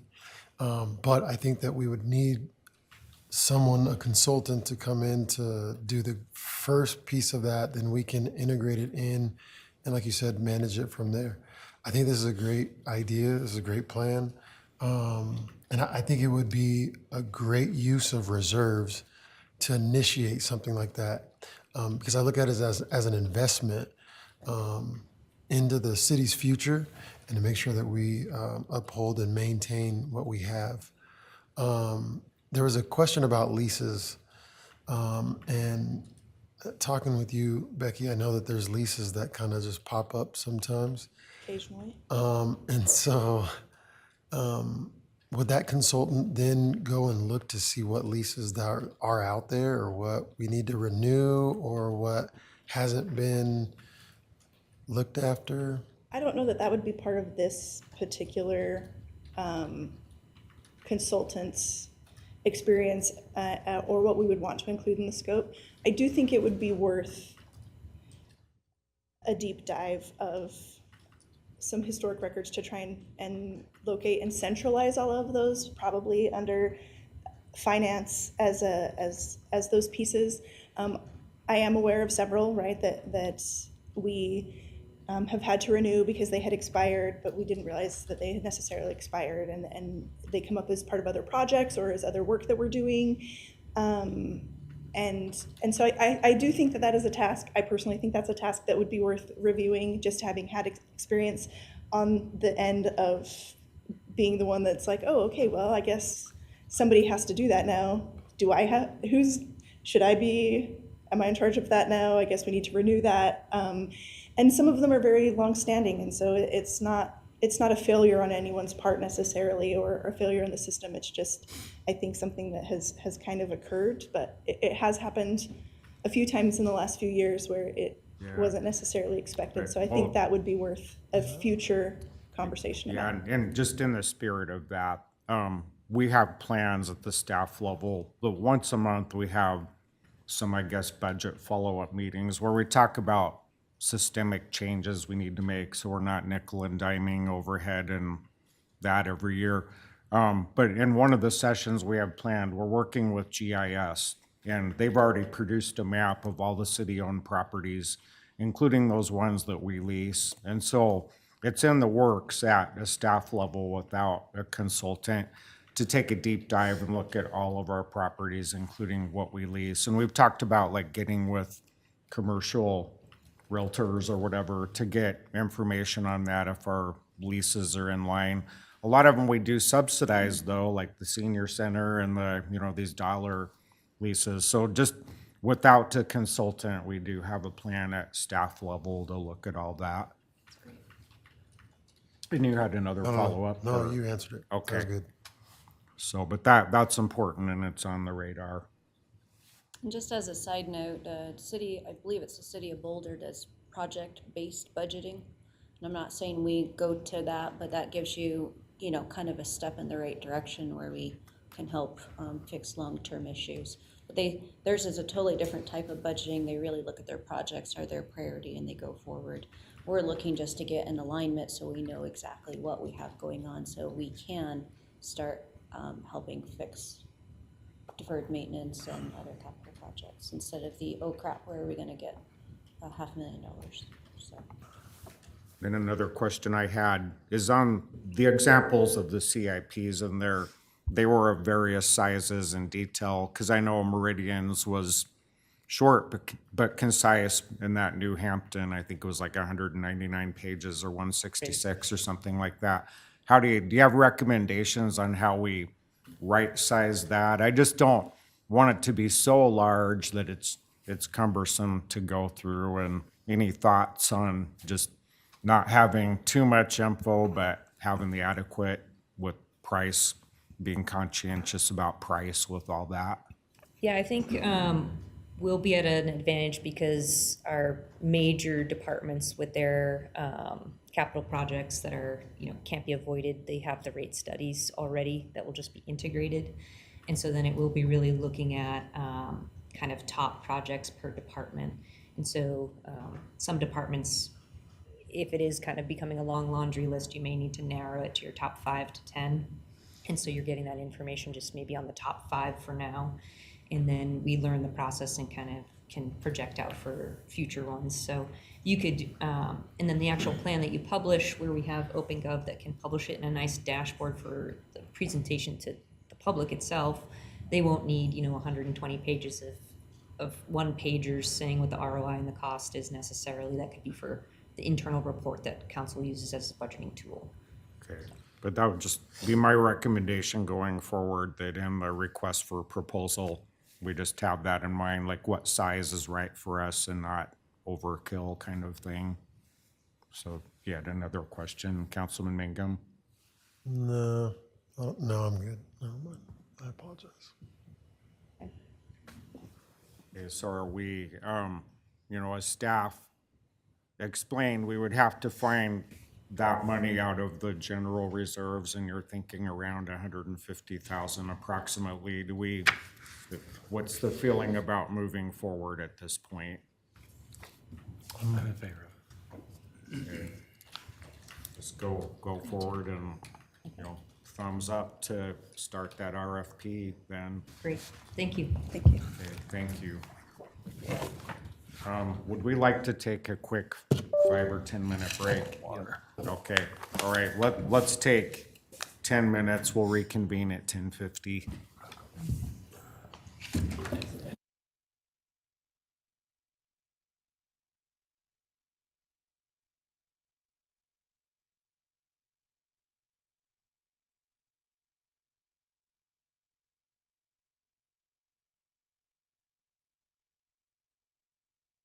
Well, we're going to go ahead and reconvene. We got a little bit generous on the break there and went 15 minutes. What we have left now is the last agenda item, 26 mayor and city council priorities and goals update and discussion. And so in the agenda in the packet, there is the 2026 mayor and city council priorities and goals. Don't know if you've had a chance to read that over yet, but that should be pretty familiar with you. And what I thought we could do is I could go over the progress that we've had year to date, because I think it was back in March that we had the ISU folks come and help us with our strategic planning. And so we want to talk about this at least once a quarter and have quarterly updates. And so as you might recall, there's 11 priorities, and we categorize those into 5 top priorities.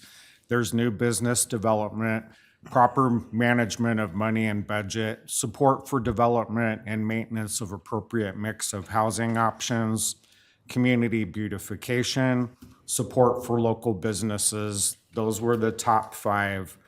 And then the other 6 it was community recognition and reputation. Then we had community partnerships and relationships with ISU, et cetera, other partners, walkable community, retention of young career-minded adults in the community, environmental health and safety, and then we had community recreation opportunities. And so what we've done is I had the department heads just put a list of items together on what they've done so far to support these goals and plans, and I want to go through those. I thought what I could do is just go through the updates first, and then we could have a discussion at the end. But if I say anything really weird or confusing, stop me, and that's fine, and we can discuss that. But first of all, that we had that other sheet in there where we kind of assigned the priorities we had, and we ranked everything, and how that landed. You might remember this, that the top priority at the time was to hire an economic development director. And so that was number 1, sidewalks were 2, et cetera. That should be in your handout or your attachment. But that's in the spirit of those goals and how we rank them. That's what the list of accomplishments and plans are so far. And so just starting out with that goal number 1, to hire an economic development director. I think a lot of you are familiar with this, but rather than going forward in our 2027 budget with our own economic development director that the city would manage, it's evolved into, we like the partnership with Portneuf Valley Development, and they've been our economic development agency. So just staying that course, because there's other players in there that help pay for that. So about a month ago, we did hire a new executive director with Portneuf Valley Development with Jenny Gilliam. And things are going really well. We have an advisory committee now with part of Portneuf Valley Development. And we had our first advisory committee meeting yesterday. There were about 30 folks there. I think that's been a really good addition, because Portneuf Valley Partners has a board of 9 members, but now having this advisory committee every other month where more people can be involved and we have more ideas. And what the advisory committee is doing right now is putting together a strategic plan as well as a capital plan. And what we talked about yesterday were things like, what types of businesses do we want to go after? What are we strong with in our community?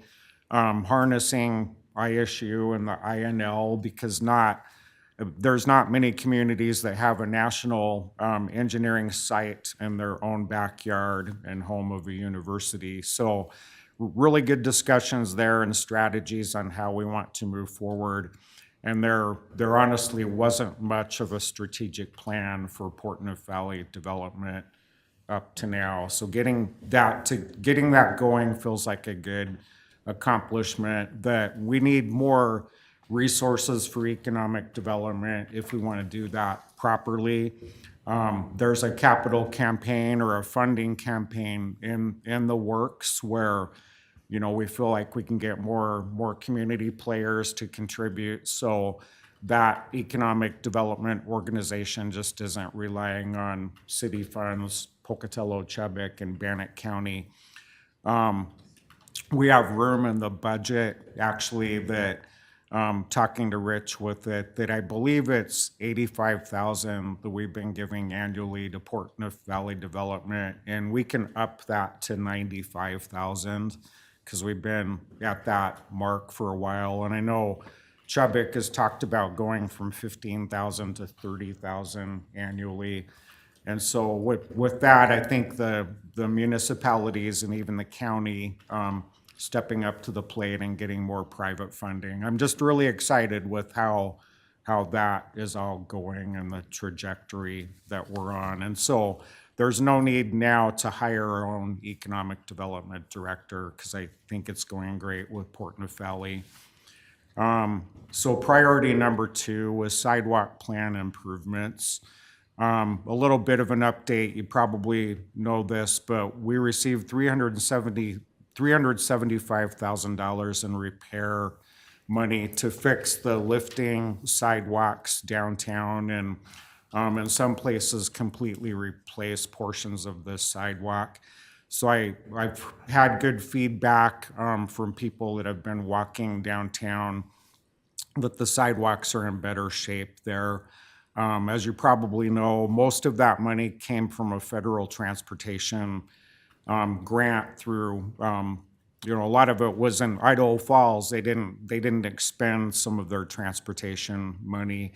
And lo and behold, there was an amendment, and we got extra funding for that transportation related funding, and we're able to put that in place.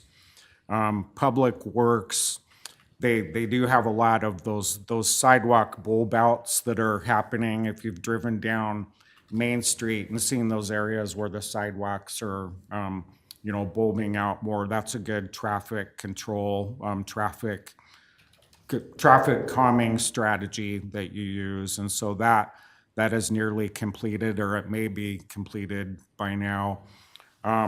The Water and Street Department, as they have improvements, they are fixing those, redoing the corners or having ADA accessible corners. So we've made some strides with sidewalks. I don't feel like we're even nearly there where we need to be. We need to keep talking about resources for sidewalks, but we've made some progress. Also on Flandreau Drive, from Public Works, they've reported that there's a good program in place to connect all the sidewalks along Flandreau Drive, and that's out by the car dealerships and, Phil Meter in that area there. Next, we have coordination liaison for planning, engineering, and building departments. The Planning Development Division continues to manage liaison responsibilities for all the departments to get better communication and progress for new developments. And so we're making steps there. There's still that goal that we have to have like a liaison or have someone there and available to walk developers through all of the process and get a little less silo based. So we're making progress there, and that will originate through planning and development services. We do still need to hire a city engineer / deputy public works director, which will help with this process. We've been kind of trudging along up to now. Levi Adams, our water pollution control superintendent, that he's got some temporary duties where he's over the engineering department right now, but we do need to get that position filled to have us be full circle and where we want to be. We've been talking to human resources about outsourcing and having like a headhunter or a firm that helps us with that recruitment. It's really hard to recruit engineers right now. So our traditional methods haven't come to fruition yet. We had an interview process. The guy we wanted turned down the job. He wanted to be closer to his family in Utah. So we need to really keep focusing on that and getting our engineer / deputy public works director hired. Moving right along, the city entrances and beautification, that was priority number 4 on our priority and goal sheets. With that, there's the South Fifth Pocatello. I've got a few things here, but if you've driven out on South Fifth, where you're coming into that south entrance of town near the visitor center, there is the new Pocatello sign. It's got the new branding there. It's a sagey green color. It looks really great. It replaces the sign that was there before.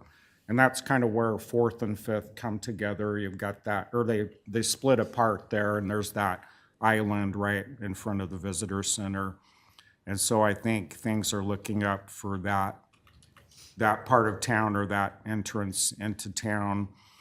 As far as the Clark Street interchange, that's a pretty high goal and high priority for the city as well. There is a lot of salary savings money in the 2026 budget, in the current budget. There are resources there to move forward with getting Clark Street interchange going and getting that beautified. The IFT Foundation, they have a grant cycle. They have 2 grant cycles a year, and we think there's a great opportunity there to get like $20,000 or maybe even $40,000 from the IFT Foundation to go toward that. And then in talking to Christine in the planning department, there is that $89,000 of money that was slated for the Pocatello Creek interchange, and that was part of that Firewise, Waterwise grant, if I have the terminology correct. She or they have been talking to the grant maker on that, and we feel really good that $89,000 can be transferred from Pocatello Creek, because that's already beautified and a lot of grass and everything there. And so between the IFT Foundation getting $20,000 to $40,000 and that grant money slated for Pocatello Creek to move over to Clark Street, we have that above and beyond what we can find from salary savings from the current budget. And so where we're at right now is that there was another grant source where the land group and there's a landscape architect that we're working with. We've had some discussions with her, and she's moving forward on a full construction ready type of plan, so we can have a better idea on costs, so we know what we need to amend out of the current year's budget. So Clark Street, I'm feeling really good that that's progressing along, and if that keeps going, we can turn some dirt there and get started in the next year. Having like an ISU kind of theme in there, because it is one of the main entrances to ISU. So next, there's the South City infrastructure. Well, sorry, that's on another section I'll go into. But the South City infrastructure improvements, there is the South Fifth Complete Streets and Sewer Design work. That is all continuing. But that South Fifth Community Streets, we did put our lobbyist that we have, that the city's under contract with Larry Grossman. And when we were talking earlier this year, we had a strategy to do whatever we could to bring that grant resource back to fully implement the South Fifth Complete Streets and Sewer project. And from what I understand on the Appropriations Committee with that, unfortunately, there's not the funding. It's looking like that for at this time. We really wanted, to do everything that we could and talk to our congressional delegation to bring the full implementation money for the South Fifth Complete Streets and Sewer. Right now, the reality is that we just have that planning money, and there's not money yet in place for execution of it. Okay, developments at the airport, that was a priority as well. Airport director reports that the city was awarded $998,250 Innovative Finance and Asset Concessionaire Grant. What that is it's just a plan for the Department of Transportation to look for the feasibility of adding a transload facility out at the airport. So there's study money available for that. Other issue with the airport, the early morning flight that will be added back to the schedule beginning on November 4th. That's kind of a good news, bad news thing. Right now, we have 2 flights going out and 2 flights coming in per day, but we do not have the early morning flight. And so SkyWest has said, or they've informed the airport officials that we'll have that one morning flight and then the return flight coming back late in the evening. So it's kind of a good news, bad news thing. We have the flight schedule that everybody's really been asking for that accommodates far away travel. But the flights will be reduced down to that in November. Your airport director just said, we've got to get our numbers up, and hopefully that early morning flight and bringing that back, it's a 50-seat aircraft, that if we get that filled, then there are possibilities of adding a second flight back. There's also a restore, it's called a Restoring Essential Service to Our Regional Economies coalition that we belong to, and I believe that we've talked about this in other council meetings, but what we've done is we've joined this cohort, and there's not enough money for small regional airports with the existing structure. But the plan is through this group to get some money that comes from fees associated with international flights that are coming back in. And basically what it is it's like $1 or $5 added as a surcharge on those international flights that would go toward this coalition, this Restore group. But there's a lot of details there, but I think being a part of this cohort will be a good thing. SkyWest asked us, or they suggested that we belong to it. So trying to get more funding so we can entice more air service. Moving right along, there's deferred maintenance progress. Public Works reports that 35 miles of pavement rehabilitation has been completed, along with 2 miles of water main line, service pipe, and manhole lining. There's the urban forestry grant that we've received a lot of resources through the urban forestry grant, where we can do the tree trimming and all the new tree replacements. And I'm sure if you've been driving around town and seeing parks and green spaces, et cetera, that we're doing a really good job with that grant. And there was an opportunity to receive that with a really short deadline. I think one of the big things is downtown, many of the diseased trees and overgrown trees were removed and replaced there. So it's been great having those extra resources. Lots of playground improvements going on at a few scattered locations that we can get into a little bit more if you want. We have Greenway Trail Maintenance Plan. A pavement maintenance plan is being developed using an AI system currently used by the street department for paving management.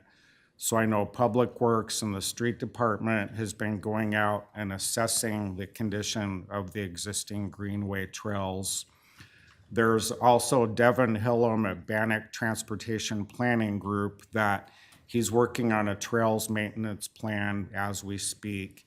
The Portneuf Health Trust has offered that 1-to-1 grant match for our trails for upgrading or replacing asphalt on trails. So part of that stipulation was that we come up with that trails maintenance plan. And so think that we're getting there pretty quickly with the work that Bannock Transportation Planning is doing and what Public Works has done to assess the condition of the current trails. Tom Kirkman and I have talked about the big need is the Kirkham AMI Trail and even the Parish Trail, both of those greenway trails. They need the most maintenance, and we're trying to put together a plan, or are putting a plan together where we can at least repave the AMI Kirkham Trail this year and look at that Parish Trail, and then try to dip into that fund from the Portland Health Trust where we get the 1-to-1 match. So I'm feeling really good at the end of the year that one of our largest trails that we'll have repaving going on there. Mayor, Yes. remind me, are we doing this work to maintain these trails in-house, or are we bringing someone from outside? Yeah, it to would outsource be it? in-house is what Tom and I talked about. So, and it's not, you would not have to completely rebuild that trail. There's kind of a, like kind of grind it down, Tom, and then like do another surface over the top that would take care of our needs. But the street department's set up to do that. So at one point, we had mentioned our equipment was a little larger than the trail itself. So are we talking about like widening the trail to where our equipment can do the work there, or are we? Yeah, and maybe Tom, like if you can explain that.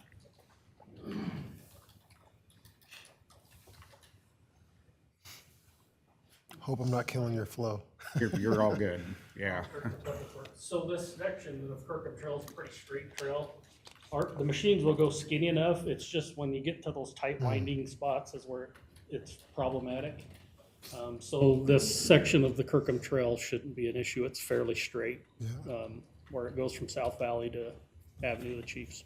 It like starts in a parking lot and ends in a parking lot. So we should be able to knock that one out. But some of the windy ones, like through Sacagawea Park, maybe some of those, it gets a little tricky for our bigger equipment. Yeah, and for that AMI Kirkham Trail, was there an estimated cost? Yeah, I've we were got able it to come somewhere. I up don't have with? it with me right now, but I can get that. So, I okay, can't remember it off the top of my head. So. yeah, all right, thanks, Tom. We might need you back in a bit, so we'll keep going. All right, so designing aesthetic codes, that's another priority as well. With that, the Planning and Development Services Department is procuring a firm to rewrite the zoning code that will be incorporating those elements, and that's what Becky and Christine were talking about earlier, and Jim. Then communication plan related to city's comprehensive plan. All of the news releases that are going out right now and project updates, if you haven't noticed this, they do include information about the connection to the comp plan, and they have direct links to media information to the comp plan. And so Councilwoman Swanson and Councilman Bates, they were instrumental, like the implementing their idea. We really want to show the public when we're implementing these projects and coming out with information on all these new things and these maintenance items that we're taking care of, how that reaches back into the city's comprehensive plan. So we're just kind of a campaign to let the public know that, what we're doing and with our projects, there's a purpose for that. And we're just not doing it out of the blue, that we're actually coordinating that with our comprehensive plan. So if you notice the news releases, that a lot of them have that information now. Council promotion of code enforcement is another issue. I feel like crews right now, there's always more work to do with that. One thing I'm excited about with the police department, they oversee the code enforcement. They're putting as much resources as they can into code enforcement. During the summer, the resource officers that are normally in the schools, they've got a little bit more time on their hands, and they're helping out code enforcement, which has never really happened before. They're doing their best to get the staffing levels up to where they need to be. code enforcement's been more proactive this year. One thing I'm particularly proud of is that the code enforcement staff and members of the police department, they're actually going up and down our main thoroughfares like Yellowstone and Pole Line and talking to businesses that kind of have some problems and have some issues. It's just kind of a friendly exchange of information. They're not going out and citing them, but they're going in the visible areas and going in and talking to businesses that maybe need a little bit extra help. I've actually stopped at a couple of businesses along Yellowstone myself and talked to them about their landscaping and not watering and upkeep. So I do feel like that we're being more proactive there.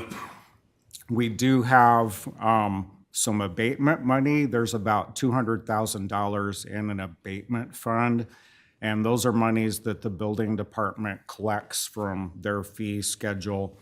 And so with the abatement, it's been a tool. It's a tool in our code that we have right now that we quite honestly have not been using. It's just been kind of sitting there dormant. But in our current code, we do have an ability, if we choose to abate a property where owners have received warning after warning and they're just not complying, we have the ability to go and clean that up ourselves and bill them for that. And so what that would turn into, if they don't pay the bill, it's a special assessment on their property taxes that would be due at the end of the year. And so if we need to use that's available. And then, so anything else on code enforcement? I just think it's proactive and the resource officers going out there. We've also talked about, maybe I'm getting into the nitty gritty too much, but in our code enforcement, we do get a lot of inquiries from the public about trees overhanging in the areas of the sidewalks. Right now, the Parks and Recreation Department, they're charged with enforcing that, and it's a reactive kind of system, quite honestly. And we need to talk about ways, or we have been talking about ways where we can be more proactive with that, because overhanging limbs and branches are a problem.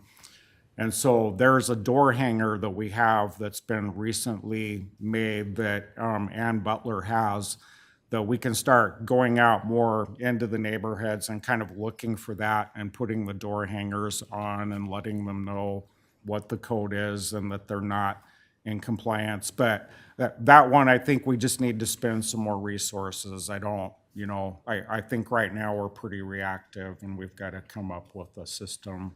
So the door hanger thing, is that a Parks and Rec activity, or is that more code enforcement will be out with the door? Yeah, Parks and Rec is charged with that right now. And the way I understand it, a couple of years ago, there was a revamp of code enforcement, and it was a system where different departments kind of had to step up to the plate and take care of different issues. And Parks and Rec was tasked with the trees.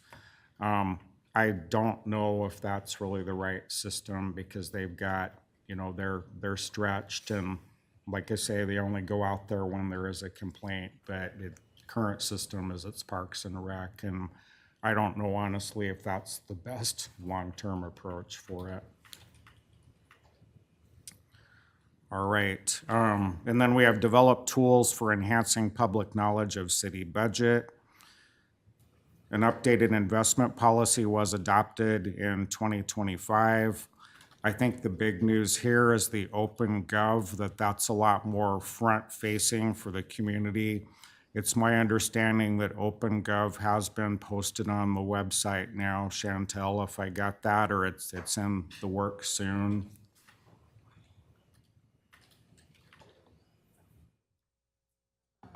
Not yet, it's been, excuse me, Chantel with Finance. We've been fully implemented, the integration is complete. We're just waiting, since it was our first budget year, making sure it looks like it runs smooth. And so we'll probably wait until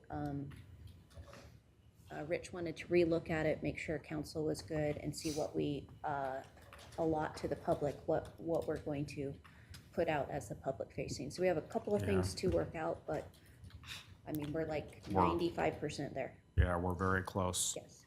So, okay, great, thanks Chantel. A couple of other things there. Rich Morgan is now doing those dashboard reports, and he does those at the last council meeting of the month. I think those have been well received. I think before that treasurer's report and that information was kind of buried in the consent agenda. I do feel like it's been a good, transparent move to have our CFO once a month come do that dashboard presentation. That's kind of an evolving process. We can add more to that dashboard if we'd like, if you have any suggestions on that. I think we've had that for 2 or 3 months in a row now, and that's been well received. Another thing along those lines, we've got the town hall meeting that council members, of course, you're taking part in that on July 20th. We will preface that meeting or start that meeting with Rich Morgan providing a presentation, and he'll be doing a demonstration and talking about OpenGov. So it'll be finance budget related town hall meeting with a good Q&A process after that. So I do really feel like we're developing good tools for that knowledge of the city budget. City property landscape standards are another element of this. Zoning ordinance requires properties to meet landscaping standards as improvements are made. City properties should lead the example in meeting these existing standards. Planning should review city projects to ensure these projects meet upcoming standards. First of all, I think the Parks and Recreation Department has done a very admirable job for keeping up our green spaces this year. I know we had lots of issues with staff turnover and water and broken irrigation systems, et cetera. But if you really do drive around the city and look at those public spaces in the parks, they're looking green, they're looking sharp, they're looking better. I think we've made great inroads there. The cemetery, the staff out there has been working really hard this summer. We had that issue last summer where the big water main was put in, the big irrigation line that ran through the roads, but did not branch out and water the rest of the cemetery. Last summer at this time, there were big problems at the cemetery. Right now, that looks 1,000% better. They do have to water during the day out there if you get any public input about that. Good news is they're getting water on there on a regular basis, but we still need to do that upgrade probably in the fall where we get that on a schedule to water at night. But cemetery is looking a whole lot better, and so are our green spaces. I think we're making good strides there. And with the tree grants as well, that's really enhancing those areas. So we're doing better and better about setting an example. Don't want to get every detail here. The phase 2 of Optimus Park, the skate park at Optimus Park, we're in the point where preliminary renderings have been produced for that phase 2. Still need to find more funding, but we're working in that direction.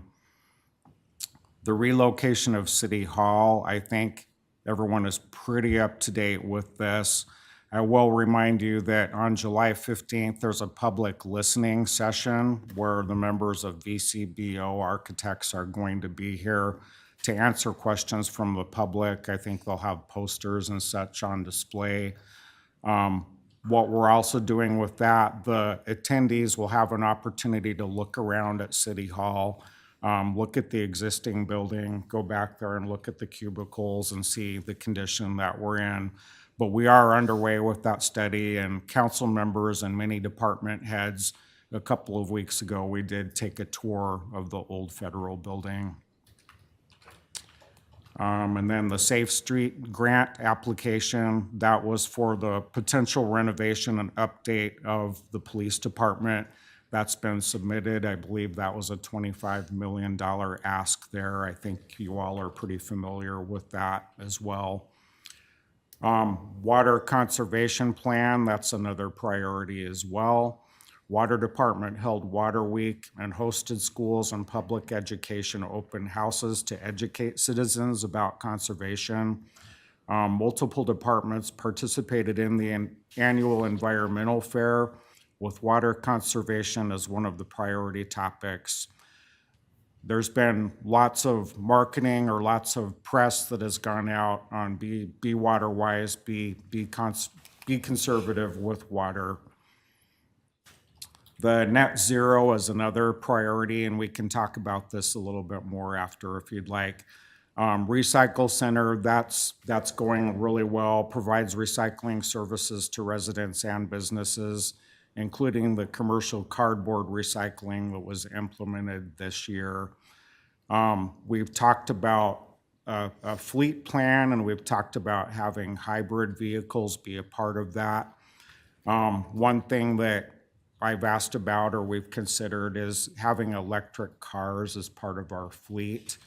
A big challenge there is we've got to figure out if we do that. It's not very good for those vehicles to be restored out into the elements in the winter time. And so, not sure where we want to go with electric vehicles. I think we can at least do the hybrid for our fleet, but electrical, because of that plugging in outside in the winter, could be an issue. Just a few more things to touch on. Support of local businesses is one of our goals as well. A big topic, of course, is the underpass and how that's going. We are going to have some new signs out there on the east side directing people to both the east side businesses and the west side. We've had lots of feedback from the business owners downtown that the signage isn't adequate to steer them over where they need to go. And so last week, the street department and Public Works and we sat down and had a meeting to talk about that more. What we're gonna do is on 4th and Clark and 4th and Benton, have lots of signage there directing people both to the east side businesses and the west side of historic downtown. They'll be mounted on poles. They'll look like real bona fide signs. They won't look temporary. But we've had that feedback quite a bit from the businesses that, one of the things is that people are just driving down, people coming off the freeway, and they're confused on how to get to historic downtown. So we'll have some new signage. We've been doing media updates, trying to keep people more informed. An idea I had that I pitched yesterday at our weekly collaboration meeting that we have with the contractors. I think it would be really good if our contractor from Cannon Builders, that they had a spokesman, and we have like a spokesperson in every week or every other week or such, that they produce a video. And I kind of got that idea from, you've got all the fires that are going on, and a lot of times you have the fire marshal out there talking about this cottonwood fire and how it's going and how that's going to progress and what the firefighters are doing to create the lines. I think it would be really good if we have our contractor periodically go out and give updates to the public, and we video that just to let them know where we're at, what the schedule is, and that we're making progress. The city can do a lot of things to promote the underpass and talk about what we're doing and how the progress is, but if we could actually get the contractor there to speak about that. So we're trying to make that happen. Mr. Mayor, Sure. I'm wondering, do we have any estimate, updated timeline on when one lane of traffic may be open? Yeah, on the one lane that's come up in our I get weekly asked a lot. collaboration meetings. The challenge is with opening one lane, you're taking away a lot of space there. And the contractor is telling us that will really slow down the activity. And so we could still do one lane, but we're being told that will really sacrifice the whole timeline. So kind of what's more important is we have one lane there, we add another month or two onto the project. And so this can be an evolving thing, and we can get your input. But we made the decision that, you know, go forward, keep going. We don't want that to slow us down. Reasonable. So, yeah, Mayor, yes. do we have a cost on what we would be looking at to record these videos? Will we do it in-house? Will we find another service to do that? Yeah, Marliese could handle Okay. that. Yeah, we could do that without extra added cost. I think it might be a good idea to possibly consider a town hall meeting related to the underpass also, along with the video, just an idea. Yeah, sure. I think another town hall is in order that's really catered toward the business owners down there in historic downtown. So, yeah, good thoughts. There are a lot of activities that are going on in downtown this summer, and August is really busy with activities there. We'll just tell everyone that on August 8th, there's the Rock and the Block party that Molinelli's Jewelers is sponsoring. And that would be a good day for council members and myself to go down there. I think as much as we can get into historic downtown and support these activities, the better. And just talking to business owners, I've been talking to a few of them. There's a lot of things on their mind. They just want to hear from us and see us and communicate and let them know that we care. And so one opportunity is that Rock the Block party on Main Street on August 8th, in case you want to write that on your calendar. And then just a couple of other things. There is like with the building department, it's going really well with their new Central Square Community Development Digital Permitting Plan. From what I've seen, it's a real upgrade from what we had in the past. We do have that goal to streamline development, streamline permitting process. I think that's been a good step toward that. And just the last thing, there's the community partnerships and relationships. Really positive, engaged relationships with ISU, the community and law enforcement. The police department, they're working on having strong relationships with neighborhood associations. Right now, with all of the neighborhood associations, there's 7 of them because the Highland Neighborhood Association is going into effect. The police officers are regularly visiting those different meetings, and there's a lieutenant that's assigned to each geographic neighborhood now that is at least part of a neighborhood association. So I think that's a really good thing when residents have issues and they need more of that personal touch, that they've got some contact information for a designated lieutenant for that area that they can reach out to. So that's like a quick overview. I just thought I'd share the results, and I did a lot of the talking. So, you know, if there are things we'd like to discuss on the plan or things that are not there that we should look at further, we can do that. So whatever you'd like to discuss now.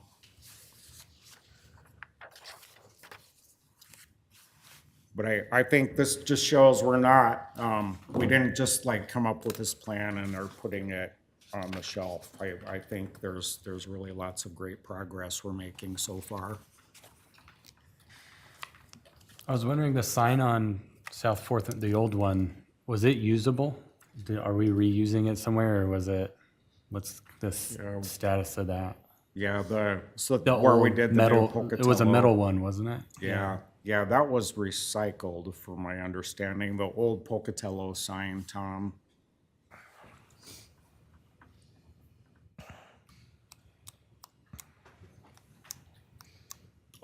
Yeah, the old one we took down, it's stainless steel, so it's just kind of sitting right now.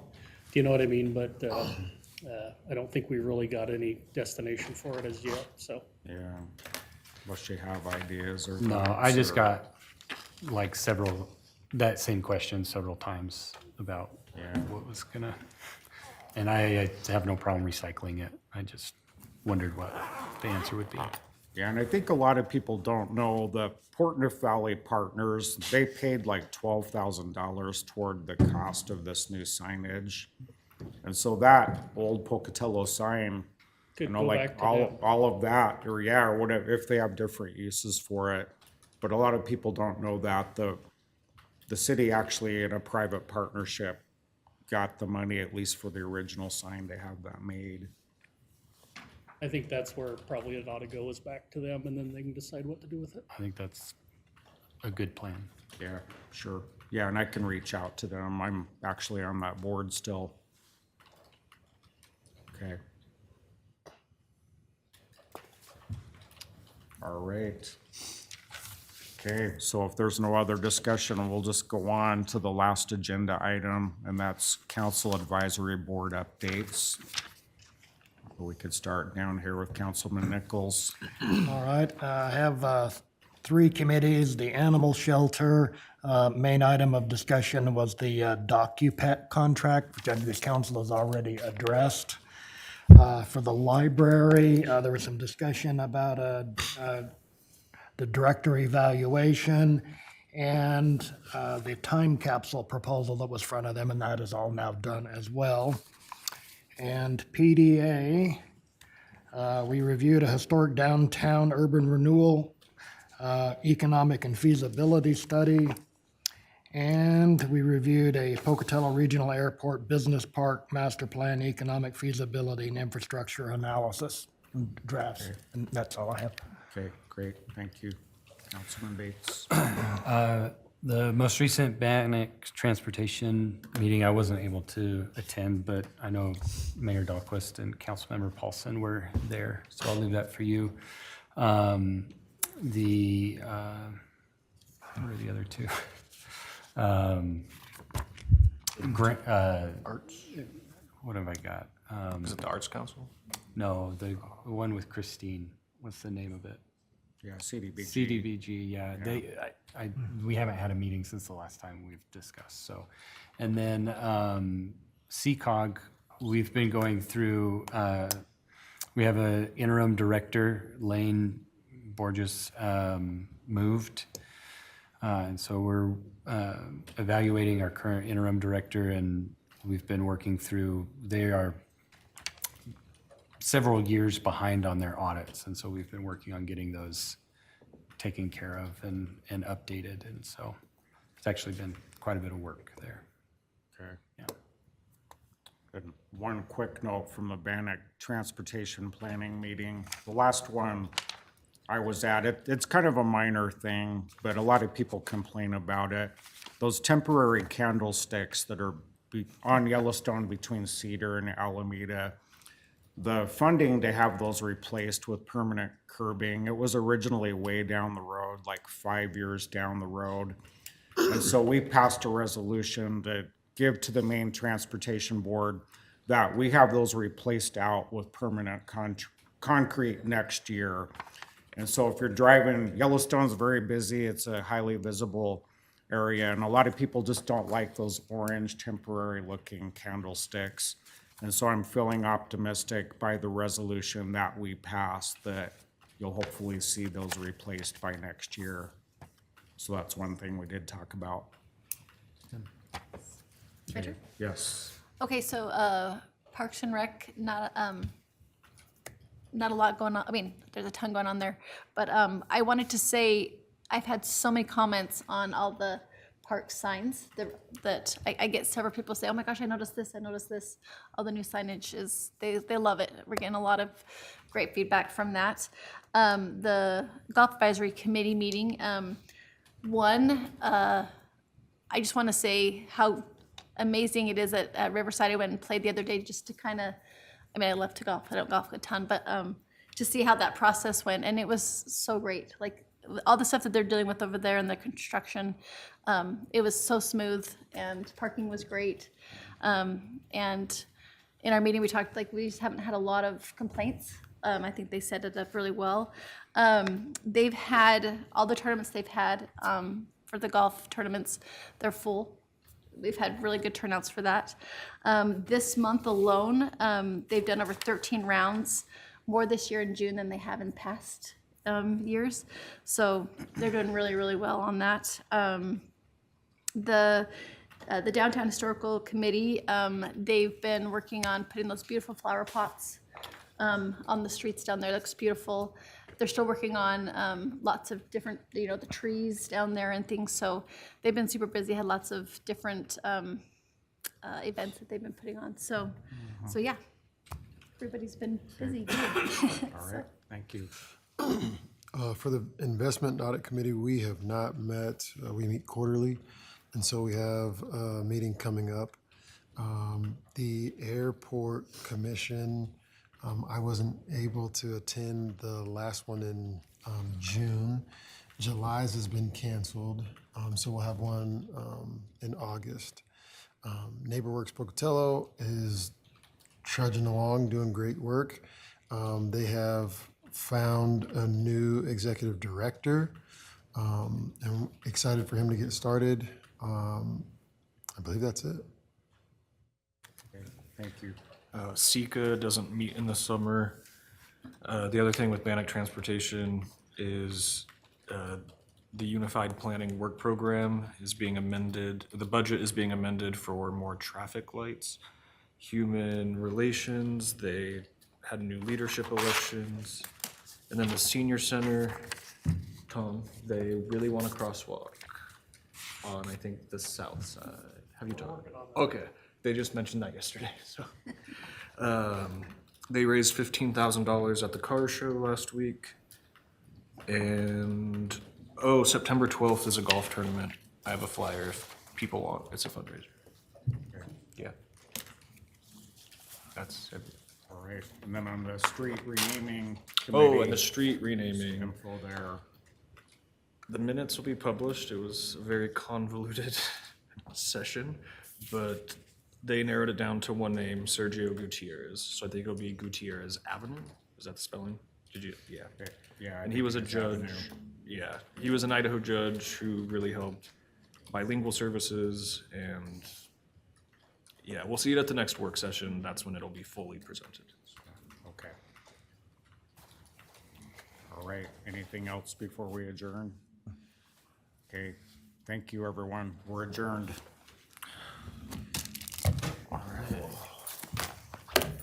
Day jumped.